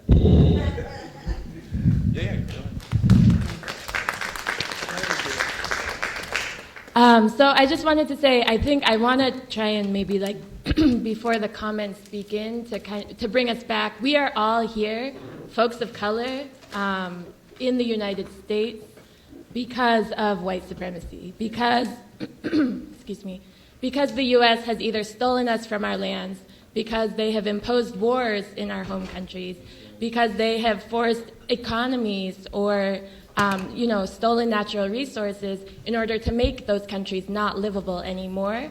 And so I think I just really want us to remember like how folks of color, whether that history is very, very long or whether it's relatively recent, of how folks got here in the first place. And so as queer folks of color, we are here kind of like claiming our identities, and so the terminology could be different. I think how I claim my queer identity comes very much from organizing in New York City, from learning about the history of Miss Major, of J. Toole, of Sylvia Rivera, of, like the folks that Che has noticed before. I think as much as we are listening to our elders, we also need to be listening to the young people who are experiencing the daily conditions on a daily basis, who are homeless, youth of color, on the streets. So as much as we are listening to our 73-year-old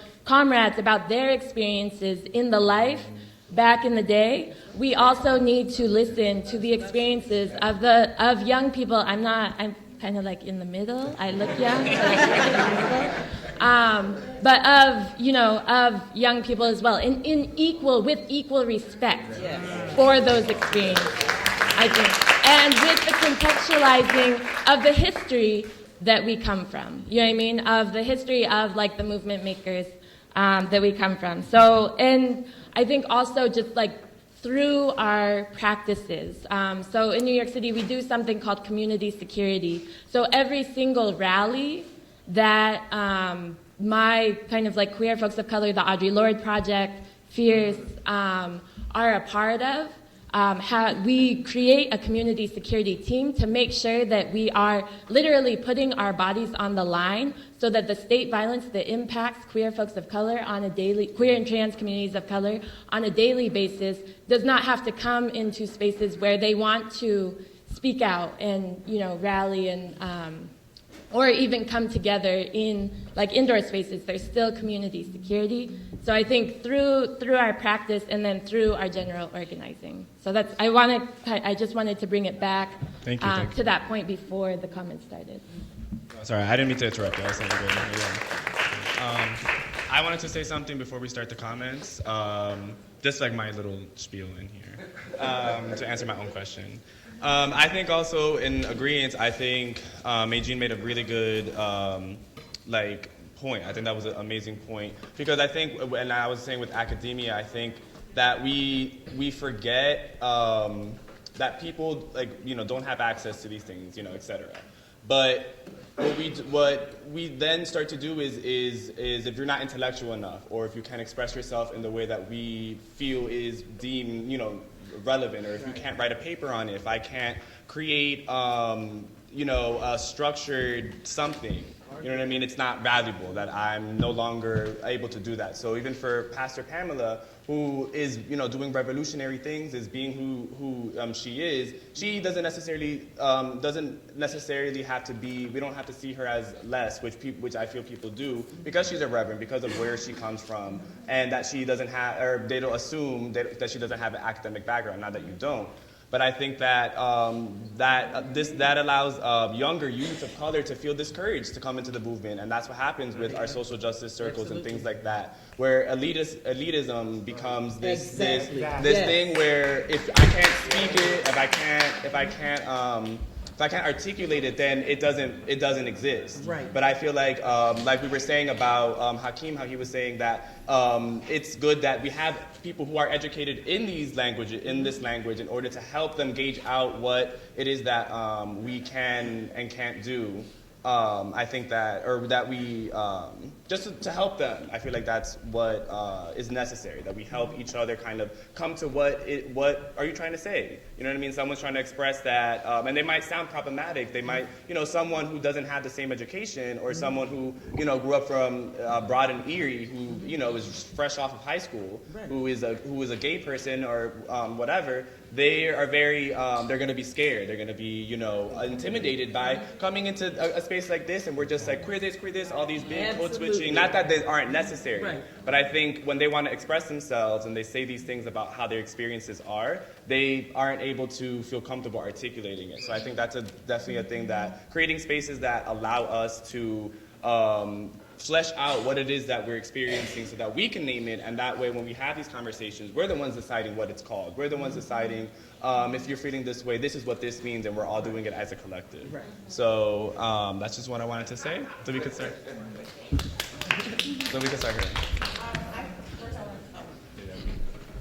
here. First, I want to thank you guys for wonderful comments throughout and very openness. I feel like Nuratni and Hakeem and Manny touched on something that's very important to me, is the code switching, because I'm a girl from East Baltimore, and Johns Hopkins is literally in my backyard, and I go back, and over Christmas break, I had to explain to my little brother why he can't post certain things on Instagram because Tamir Rice just got, and he didn't get it. And my mom's sitting there like explain to him the way he knows it, and I'm sitting here saying big words and stuff like that. He's like, I don't get what you're trying to say. I could post whatever I want. I said, no, you can't. It's a difficult conversation to have, and I think it's important. I think the underlying issue with both the old and the new ways of social justice. No. Not old. Excuse me. I apologize, Pastor Pam. I apologize. The seasoned saints. There you go. Is the ageism that I noticed. Right, My ageism. right. Because although the past is important and we must learn from our past, and history despite its rich and pain cannot go unlived, we must recognize that the past has respectability politics, it has tongues of fire, it has things in that have not worked. Certain things worked for your generation, didn't work for ours. And what I found is that I was blessed with a grandmother who understood that. And my great-grandmother's still alive. She's like 84, turning 40 this year. And I wanted to make sure she knew that. And her thing was this: certain things that we did in our civil rights movement didn't work. And we have to recognize that, because there's like this repeating thing of everyone has this idealism of what the civil rights movement was, that it was all perfect and hand-dandy, and it was wonderful and it worked. I don't know how we can't do it again, because some things didn't work. And I think that's important to ageism, because if we come and have the conversation at your church, I'm ask the elders, can you listen to me too? I'm listening to you, I'm respecting you, I hear what you're saying. I'm living it now. Right. Thank you. I said. Yeah.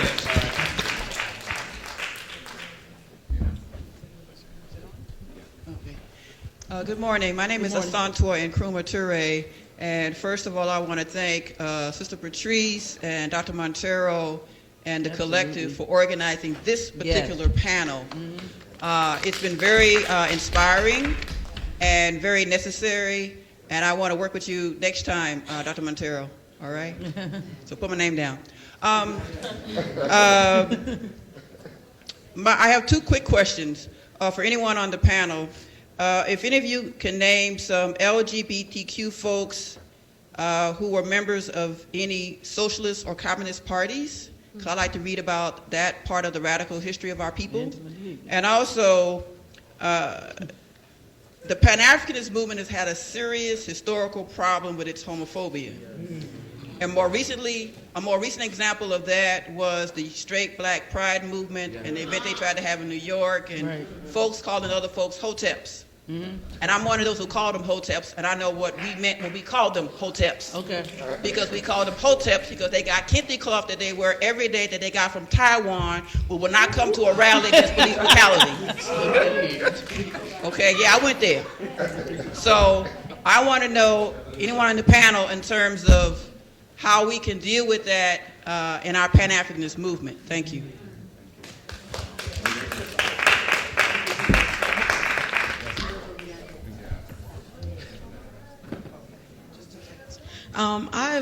Hi, my name is Joss. I'm from DC. I have one quick comment. I've noticed a lot of people have been saying a lot about anti-intellectualism, or we want to get away from jargon, or we don't want to talk about the academy, X, Y, and Z, X, Y, and Z.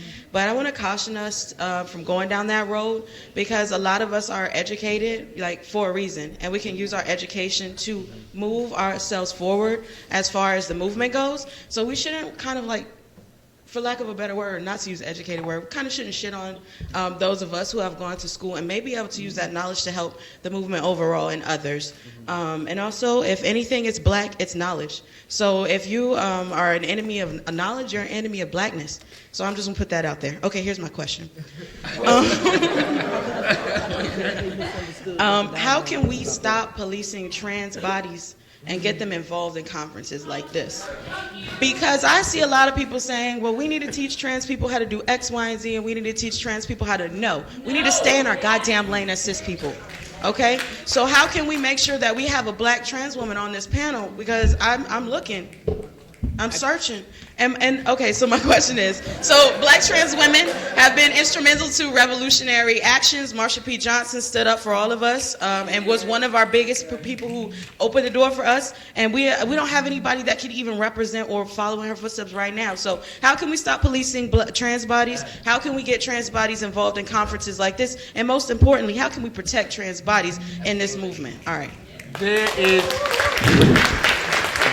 is a conference that comes into this city every year around June. It's done by Philadelphia Fight. That is a trans conference. So connect with them, and that's how you can get them here. I think what happens a lot of times is the entities are out there, but we don't know how to get to them, and they don't do a lot of publicizing it. But Philadelphia Fight, and I'm not always on board with Philadelphia Fight. Let me be real clear with that. Because we've had to fight with each other for dollars for AIDS and HIV in this city after starting a first organization for Black gay men in this city, but that's another conversation. But Philadelphia Fight is a place that you can get involved. In fact, and this is the beginning of the year, they will start planning for their event in June. Get in touch with them. Build a relationship with them so that they can be a part of conversations like this. It's not a Black event. It's not a Black event. She's saying it's not a Black event. But it's a trans event.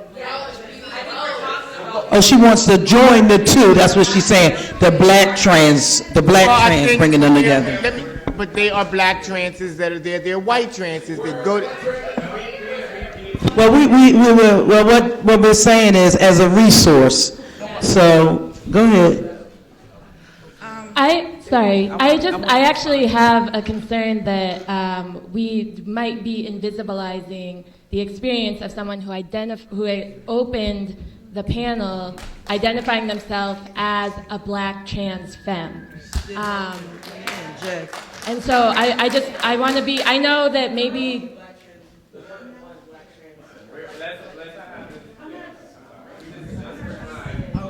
I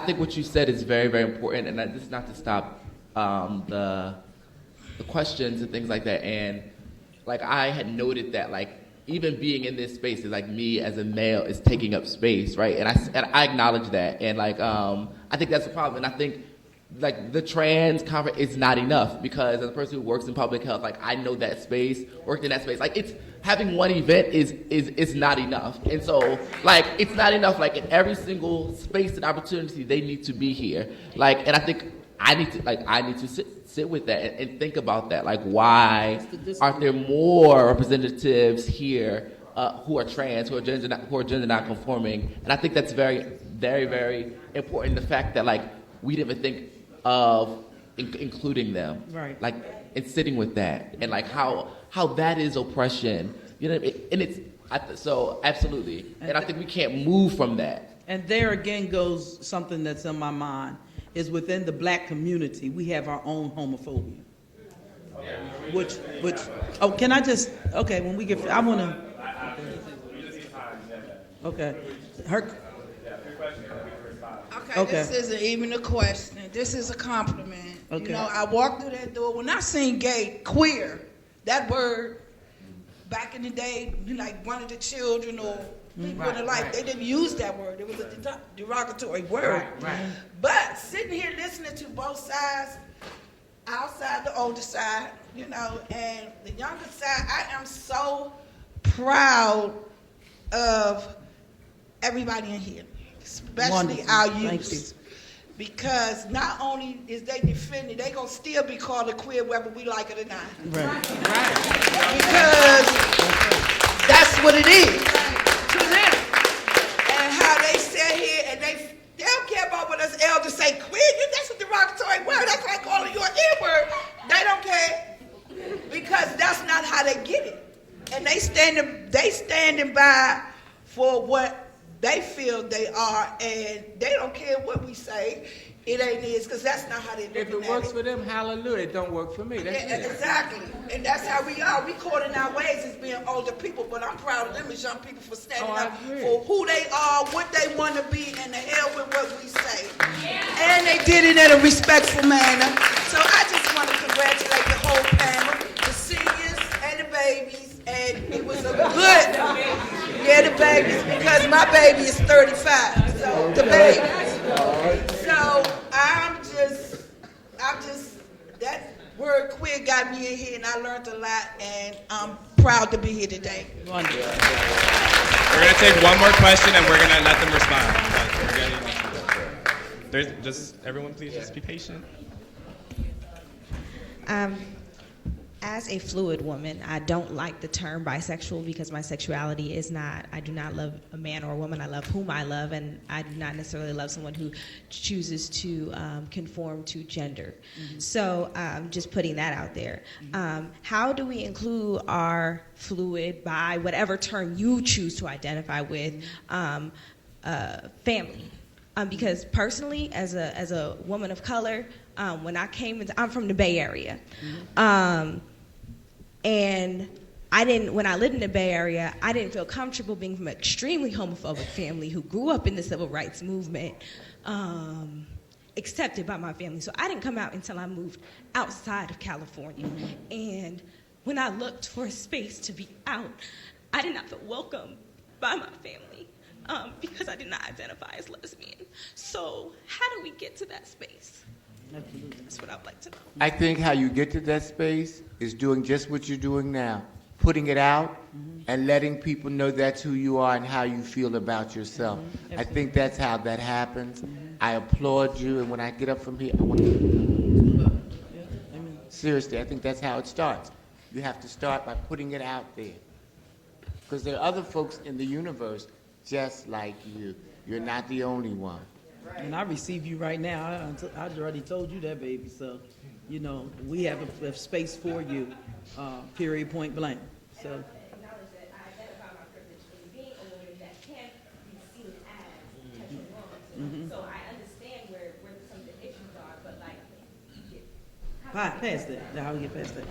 One of the statements I want to make real quick is to the young lady who asked about, I don't think she identifies with the Communist Party now, currently, but Angela Davis is a lesbian who identified, and I'm sure that once, there's one other person, but it slips my mind right now. And then there was a statement made by the young lady where she said the challenge of academia and I guess normalcy or whatever you call it. And to the young lady right here who said there's some things in the civil rights movement that did not work. There's two things that we must remember. I need my younger people who are academically inclined. Not that I am academically challenged, by no means. There are some terminologies that I choose not to use. There's some material that I choose not to read because I believe that the white supremacy operates unequivocally in the educational system.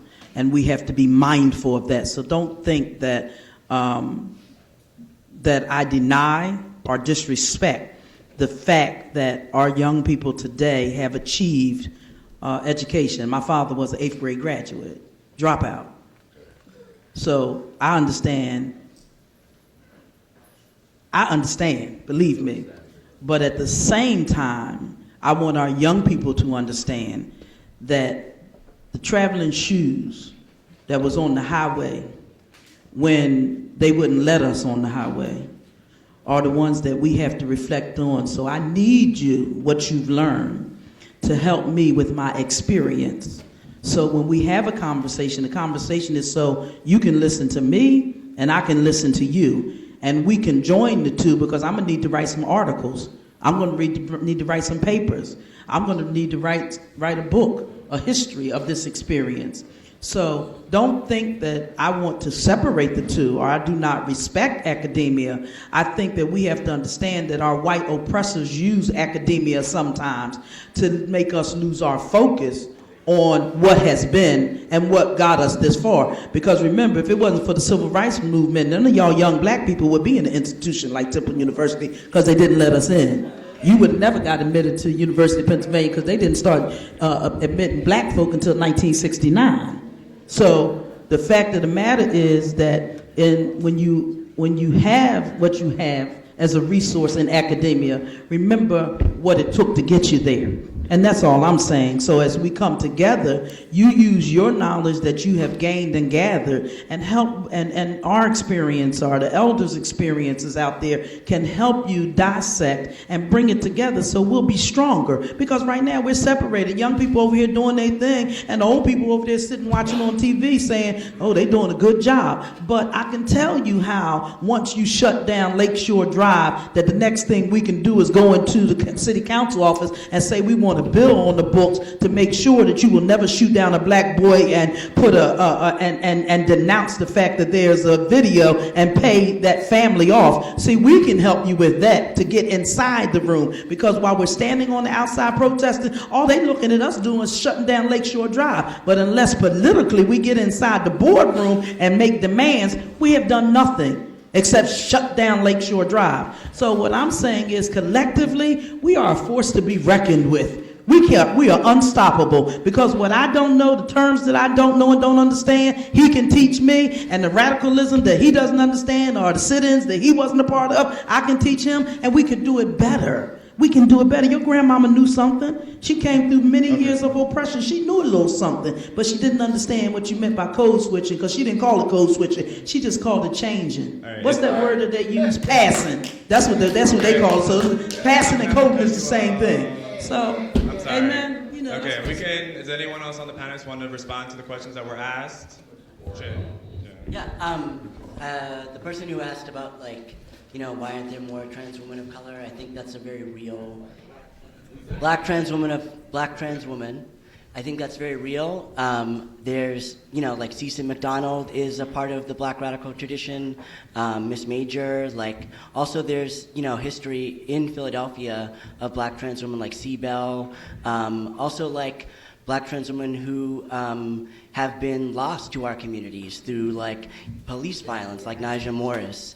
And so I think, like, connecting to organizations like Hearts on a Wire, which is a prison abolitionist trans organization in Philadelphia, or the Trans Health Conference. While it's not specifically like a Black conference, there are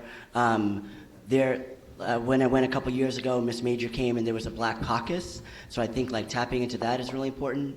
And I think also that, like, it's important to remember, like, you know, when we screen for who's trans, or, like, have a gaze for who's trans, the ways in which that can actually invisibilize trans people and reproduce a certain type of essentialism, because it's like saying, like, trans people look like this. And that's what gender self-determination is about destabilizing. Yeah.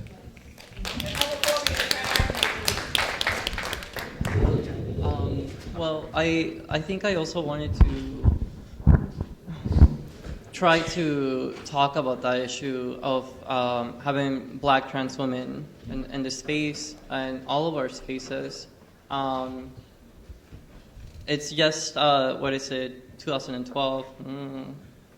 Maybe 4 years since I came out, and I just now become economically stable. So I didn't even have the consciousness of myself in order to focus on anyone else, period. And that this is how destabilized and how, how destabilized our communities are. But now I am trying to be as intentional about strategic and envisioning a future where I can focus on young people that have to operate out in the informal economies. And oftentimes the informal economies are synonymous with Black trans women who have to do sex work, with youth who have incarceration records, with youth who have dropped out of school, and with youth who are undocumented and whose life is cut once they leave high school. So it's thinking about, I hear your critiques, and I come out of the nurturing of just very fortunate through my education of building this consciousness. And now that I have it, I won't be able to do something tomorrow, but I'm building something, I'm trying to build something with people for long term. I'm thinking about 10 years, 20 years, 50 years. Yeah. how can I have, and not in a tokenizing way, because it's not enough to just have a black trans woman in this panel. We need to have cohesion and clarity in our political understanding so that we can have revolutionary, transformative future for all of us. So I need to work on having, and I'm doing that, and I don't need to articulate that in a public way in a long-term, personal, intimate relationship. So I think that's something that we all can think about. Anyone else on the panel want to speak to that? Well, not necessarily to that. I wanted to speak on the anti-academia comment that was made a little bit earlier. And I do want to say and be clear that I don't think anyone on this panel is anti-education at all. We are anti-white supremacy. And we see what that has festered throughout education at time. My point from that is that we can't look at education as how it has been presented to us, but we have to have a critical lens out there in order to better understand it. So from my opinion, I'm definitely not anti-education, and I understand that there's privilege associated with it and how we can further each other, because there were landmark cases that gave education back to people of color, and we appreciate that there's a reason why we weren't educated in the past, because of knowledge, and knowledge is power. But I just want to be very careful that just because we are, critiquing the system that is out there does not mean that we are anti anything. Similar to the notion that because I am pro-black does not mean that I'm anti-white or anti-police. So I just wanted to put those statements out there for everything. I just see two very eager hands that I would love to respond to. The one in the back, up here, we're getting to them. I just needed everyone to respond to their questions first. And then this one in the front. I just want to point that out. Yeah, I saw them. I just wanted to. Did anyone get the everyone? I think just briefly to the sister who asked about, Pan-Africanism. Another academic term, but Kimberly Crenshaw, who came up with this idea of intersectionality and how that's important in in this work, and thinking about why we in our movement just this male charismatic leader, and looking at that and critiquing that, and you have movements BLM where they're intentional in their ideology about centering black women, black queer women, and black queer people in general, specifically trans women, and having them lead and decentering that maleness. And so just thinking about white supremacy, and then how is that connected to patriarchy, and how is that connected to sexism and misogyny, and then it goes all along. And so when we have a critique of race, we have to consider all these other things in there as well. And I think that's really important, and sometimes it's missing in our movements, is being able to be reflective and thinking about how we may all be complicit in perpetuating those things, and wrestling with that. So I think it's acknowledging that and saying hey, that's a problem. Why do I feel more comfortable when these voices are speaking? Why do I feel if there's all femme or feminine or women voices speaking, that it's not complete? And wrestling with that and thinking about those things when we're gathering or organizing, when we're doing this work. So a huge part of it is just being very, very reflective and interrogating ourselves and being critical, which is part of the tradition as well. Hello, my name is Amaris, and I have a very important question about accountability in our various communities. Because I run in different circles of communities, whereas I have my queer community, I have, I'm a queer black woman, so I have my black family, and I also have people at school or whatever, new terms that I'm learning, and I might go back home or hang out with people who are hetero, cisgender, and they might say something that's problematic, and they think that they're supportive of me, but then they say something that's homophobic or transphobic or elitist or classist, and I don't want to be condescending by me trying to offer better language. And I'm quick to cut off or call out and cut off people, but a part of that culture could leave you isolated, especially when you call out people for doing something like say when you talk about sexual assault in various communities. So how do you on the panel, how do you hold people accountable? Do you often, or do you find yourself holding your tongue because you don't want to come off as condescending? Like, what do you do in those moments? Because I always hear, silence is violence, so I don't want to be quiet about it, but I also don't want to be quick to cut off people who support me. So that's my question.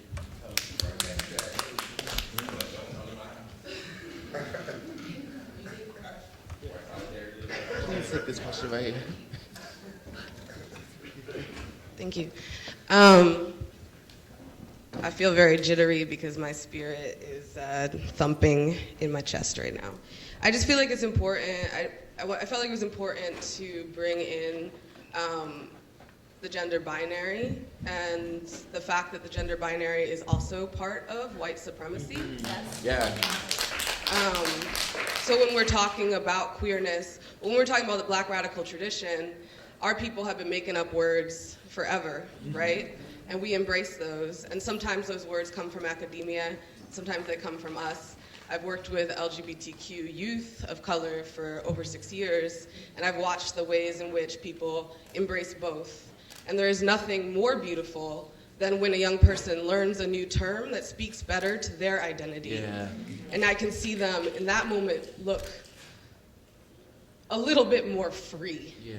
Feel a little more free in finding something that speaks to them. And so I see like this conversation around queerness and do we want to embrace it in its like high in the clouds academic way, but the way that it works on the ground is what matters the most.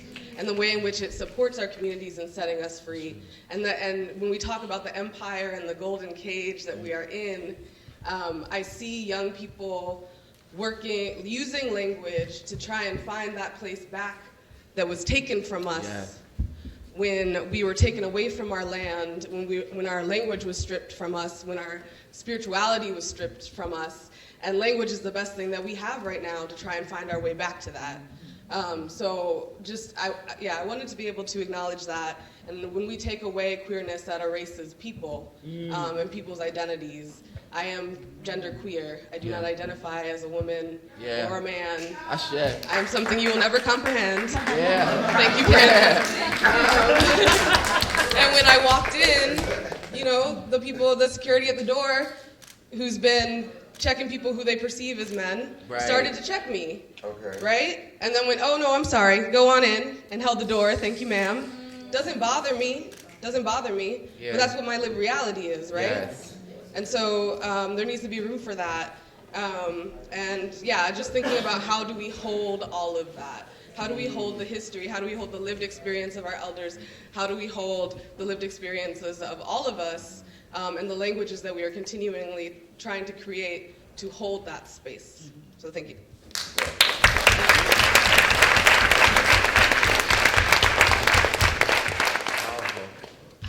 Hi, I just had a question.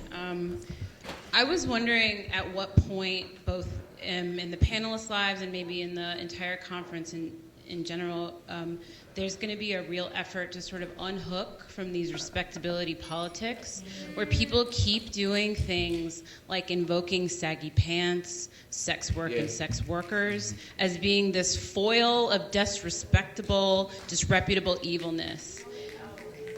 It is not a welcoming place. It actually does exactly what the commenter just said about the languages that set us free and that don't set us free. If you look at me and see, oh, brilliant historian with a PhD and not committed and enjoying sex worker, then you're not actually talking about Black thought and the Black radical tradition. Lucy Parsons, who some of you may know, right, when we talk about real radical Black women thought, said we cannot seek state solutions for state problems. If I thought I could march and vote and pray my problems away, I would march and vote and pray. But we cannot. We must remove these obstacles. And even in this room, I've heard panelists, I've heard other people code switch, use terminology that keeps setting up this wonderful white supremacist binary between uppity negresses thoughts in the streets, women who enjoy having all kinds of sex with all kinds of people in an incredibly misogynoirous way, right? Not just misogyny, but a hatred of black women at every level, right? Because this isn't just about, got my PhD, I did things, I'm married, I'm respectable. If we're actually going to embrace what this conference, and particularly this panel, about queer, capital Q-U-E-E-R, defense, we have to talk about Keisha Jenkins, who was murdered because a white gang of robbers knew she was vulnerable, knew that they fucking could, and had been stalking that park, robbing and beating sex workers for years. 4 years. And then there was a conversation in the so-called black community about whether we could stand behind the fact that she should have never died. She should have never died. And every time I have to come to a space where people talk about, well, what are we going to do as a black community? And there's still that question about particularly black women who enjoy sex, who do survival sex, who do sex for money, even in this space right here. We're not actually talking about real radical movements. We're not actually talking about doing the fucking work, right? And I just wanted to ask again, when we're doing all this conversation about why everybody at that panel, and I'm going to say the radical position, in BLM Boston, we made the rule that you actually couldn't be in leadership if you weren't a black woman. People had their feelings about that. And they said, what about trans women? I said, but you had it right the first time. Trans women are women. And when we say, so we said it right. We said it right. And when we say, actually, a real fucking black radical panel would just be all black women. All black women. All black women. All black women. But I'm going to step back and say, at what point, when we're doing those conversations about unpacking and thinking and praying, are we actually going to do one of the most vital, important work about finally fucking uncoupling from this good and bad black people role? No more respectability politics, right? Thank you. Thoughts united. Doing all of the dirty, dangerous work. Yeah. That's all I'm going to say. I just want to ask that to everybody in this room and the people in the panel. Because having a PhD is great, but also so is being a sex worker. And I'm just going to say that. If I can... we got the last question. Gabe, if I can... I just want to address the question specifically about sex work, because I was the only panelist that spoke about it. No, it's not. Sister, yeah, hold on. I am not attacking you. No, you were making a defense. No, I'm not. Okay. I'm not. Can we just let Manny finish? Can we just let him finish? Let him just speak. Talking about respectability politics. I know this is being taped, but no, hold on. No, listen, I'm not fighting with you. I'm with you. That there was a misunderstanding and a talking over each other. When I talk about sex work, I talk about that we don't need to, and I think that we don't have the framework in order to talk about it the way that we're on the same page, that sex work is not something that needs to be viewed negative. That we have the sexual freedom to do whatever we want, and if that's how we choose to make our living, but we have to acknowledge that is an economy, and that we don't talk about that. To empower black trans women and everyone who does sex work, so to acknowledge it as important as you as a PhD, as people who are doctors, as people who are teachers, that is a job, that it gives us a living wage. And as someone who's had sex with 20 or 30 men from October to December, and I am not ashamed of it. That's what he said. I am with you. Right. We, as young people, we have to talk about those things. We have to talk about the fact that I went to get tested in December 22nd, the day after my birthday, and all because one of my sex partners told me that he got tested positive for gonorrhea. That we have to be transparent about these things. Gonorrhea, and when I went to get tested, I tested positive for gonorrhea and chlamydia. that these things are not, they can't be taboo, that these things are not things that are going to kill us, that we need to talk about PrEP, that we need to talk about these things, that we need to destabilize. I'm just telling you, I'm affirming what you're saying, and I'm telling you that I'm not about the respectability politics. And that are just one thing for all of us. Our communities are so devastated. We're part of my family, I call them my family in Newark. Black and brown youth and people are living on top of each other. We don't have unfortunately, we don't have the reality where these black children and these black communities can have something for themselves. Because, like my sister just said, out of all of this destruction and removal and displacement and movement of people, because of the empire of the U.S. under white supremacy, we have what we have what's left over. So the only thing that we can give for ourselves is love. And I'm not talking about some liberal, let's erase race and focus and allow just whiteness to permeate in that way. But if you want to build in your how do you say, just black spaces, that's good, that's beautiful. I want you to do that. And if I can, how do you say, switch resources over, and the more that I can, so that you can do that, so that I can just hold on to my friend, like Margaret Stevens said, my friend, the mom that lost her oldest son, who's part of my family, who I have to live with, and who I do not know how it feels, her experience. But that is all we have. Her and I and Margaret and my little squad. And I'm sorry that of the harm of this space, that if it was harmful. Okay, we have one more question, and we're going to wrap up. I've recently been introduced to the academic concept of pinkwashing, like the using of LGBTQIAP, excuse me if I missed any letters, issues to suppress or cover up other government agendas. And I'm interested, I understand it to be a tool of neoliberalism now after this conference and hearing more about how effective neoliberalism is. I'm interested in knowing how we can combat that, because everybody got on bandwagon with gay marriage for everybody, but a lot of things were going on, and there's a lot of extra things written in those bills that come with that. So how do we as a people really stop pinkwashing? Besides the fact that more people need to know what it is and talk about it, bring it to the forefront.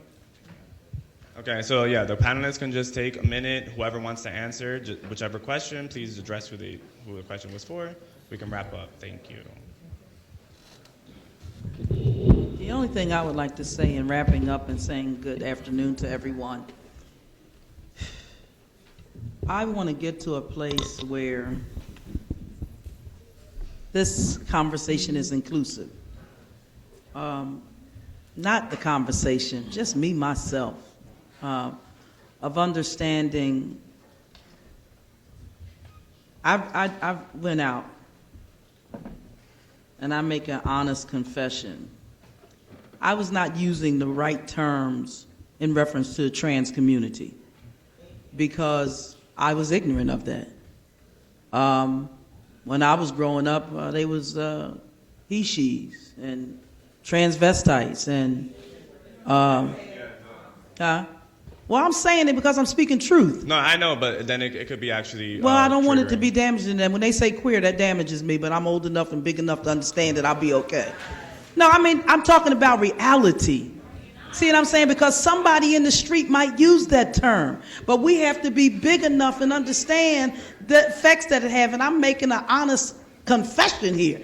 So in my confession, I'm being honest. I'm being real. Okay. And this is what I'm saying. This is the problem in our community. We separate ourselves because of ignorance. And Jay, if I offended you or if I offended anybody else, I wasn't saying it to offend. I was saying it to explain my own personal predicament. So if I offended someone, then I apologize. But I know you're telling me to hurry up, Gabriel, but this is a very serious issue right now. Because as people got up and walked out because they offended, I'm offended because we don't include the trans community in our conversation. And that's what I'm saying. So my issue is, my statement, reason why I said that is because we need to be welcoming within our own community.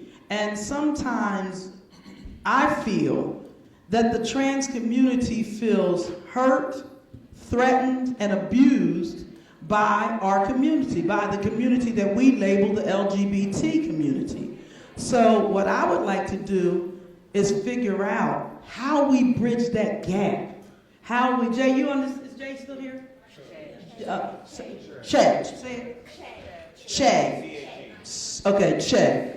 Che, what I would like to do is figure out how we bridge that gap so that we understand sex workers, how we understand. See, and let me just say this, y'all. I was offended by the young lady calling herself a thought because I didn't look at her as a thought. I looked at her as, if I understood correctly, as a sex. We just need the questions answered, is all. Yeah, that's what I'm answering. That's what I'm answering, her question. So I want to become more familiar with that. Am I saying it right, New Rodney? So I want to know that they are welcoming. I want to know that they are a part of me. And that's why I say that. So in growing, we have to learn each other. And so that's why I'm making this statement, because I want to learn. I want to become more aware so I won't be insensitive, so I won't use harmful and hurtful terminology. But I don't know that unless I'm taught that. And am I saying it here? Thank okay. you. Am I saying it right? Okay. So that's what I'm saying. Teach me so I can better know how to do that. Does anyone else, just real quick, please? We don't have that space for that one. Oh, I'm sorry. Just really quick. This is just an overall thing. I don't want us to start playing into this whole notion of white supremacy. We're doing exactly what the system was set up for, and we are arguing, with each other. We have to understand that whenever these conversations are coming up, that there is a level of vulnerability and there's a level of unknown that is there. We can't expect, that is the elitism that I was mentioning in the beginning. You can't expect that every single person knows everything. I'm not defending anybody at all, but we have to come to a place to where it is actually a brave space, not a safe space. There's a brave space that has to be here to where things are going to be said, and sometimes it is a trigger that may happen on there. But how do you rationalize that and kind of move on forward? We can't have these conversations and then close down from them over time.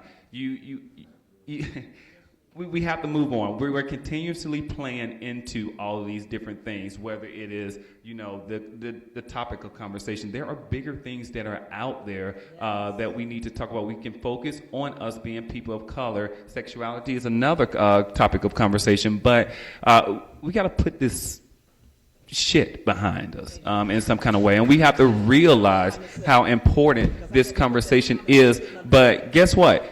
If there is no conflict and everybody agrees with each other, there is no learning and development that is occurring. So there has to be that in place in order for us to have those topic of conversations. I am not giving a license to people to be offensive or any sorts, but you have to recognize that there are people, again, if you go somewhere else around in this city and you use some of these terminologies that have been created throughout different academic areas and stuff and whatever, people may not know what you're talking about. So I don't want to set up this environment that people are savvy about this terminology all the time. As the social justice educator, I am aware of those things. So again, we have to be vulnerable with one another for a moment. If something pisses us off, let's talk about it and have a back and forth conversation about it, but let's not shut down and criticize and then critique different language that has been used because it's being misappropriated. I want to talk a little bit about violence and about accountability. And I think sometimes we think about violence as when police are caught on tape or, when you see them in the street, like brutalizing someone. Violence can also occur in spaces like this. And I'm actually seeing that may have happened today. So I really want to raise that it's possible for us to be violent towards each other, even if we come to a conference that is, organized in the spirit of something of the Black radical tradition. So I want to talk about that. I also want to talk about accountability. So whether something comes out intentionally or not, whether violence is perpetuated intentionally or not, that we need to find ways. It's hard, I think, in a panel like this to be holding each other accountable so that we can move forward and fight these bigger issues, this, like dog monster of white supremacy in our spaces. So I want to give mad love, especially to the queer and trans Black folks and people of color in the audience who are feeling a lot of types of ways right now. And also, I guess, to respond to the question earlier there, about how to talk about accountability within our communities, there's an article called Calling In by someone who wrote it on Black Girl Dangerous. Their name is Nyok Tran, I believe, but it talks about how we have these conversations with love, with intentionality, how we bring kind of that spirit or whatever to the conversation. So I'd encourage I think the person may have left because a lot of actually Black women I have seen exit. Maybe they had to catch trains and also I think exit in frustration from this conversation. Just to piggyback on that, I think that when I'm in organizing spaces, especially in New York, at organizations like Fierce or Audre Lorde Project that are led by and centering of queer and trans people of color, something that I often find is very helpful is almost like creating kind of group agreements around pronoun asking, around language, and around having gender neutral bathrooms, creating infrastructure that doesn't mean it's a we all know that safety is an illusion, but I think that we have to work to try and have shared values so that people feel respected and heard, especially around the violence of the gender binary or having trans and gender conforming people in the room and part of the space. I was going to say something else. I like the person's point about sex work, and I think that it's and the violence of respectability politics, and I think that's really real. And someone on the panel also spoke about, the needing to destigmatize sex work and slut shaming and stuff like that. So I think I don't have that much to say about it, but I do think that that's really critical. And there's academic work now by Black feminists, Jennifer Nash has a book called The Black Body in Ecstasy, or I'm going to mispronounce her name, Muriel Young has a book called Taste of Brown Sugar, and both of those books are about basically Black porn studies, which is a really fascinating and important emergent field where it's talking about what are a feminist look at pornography, for instance, and pushing us past maybe more respectability politics in feminism, in Black feminism in particular. So I think on an academic level, that's feminist work that I think is really fascinating. Yeah. And with that, are you going to say something? Yeah. No. With that, we're going to have to wrap up just for time-wise. Yeah. So I just wanted to thank everybody for coming. Gabriel, one thing I want to say, we're filming, so let me tell you why I just want to cut you off. Because I think it's important that my statement was not taken out of place. It was my own experience that I was speaking of, and not to be offensive, but to talk about how I had to learn, and am still learning, what in the community is acceptable and non-acceptable. So I wasn't saying it to be damaging. I was talking from my own experience of what I had to do to grow in terms of my community that I was not familiar with. Okay. All right, thank you. And I just wanted to do a disclaimer. I know, I'm sorry that things became kind of uncomfortable, and I understand, but I do think that we should also be aware that, like I said, challenging these things, that we're here to educate. So I feel I should have started with a safe space thing, but I did want to let everyone know that our intention, especially for this conference, was not to rile up or have these very nuanced systems where we're just trying to be offensive, but we're definitely trying to kind of get everybody together so we can get into this room and think, and unfortunately have these interactions. That way we could learn and then supplement from that. But I'm sorry if anyone got offended. I hope everyone learned something from here.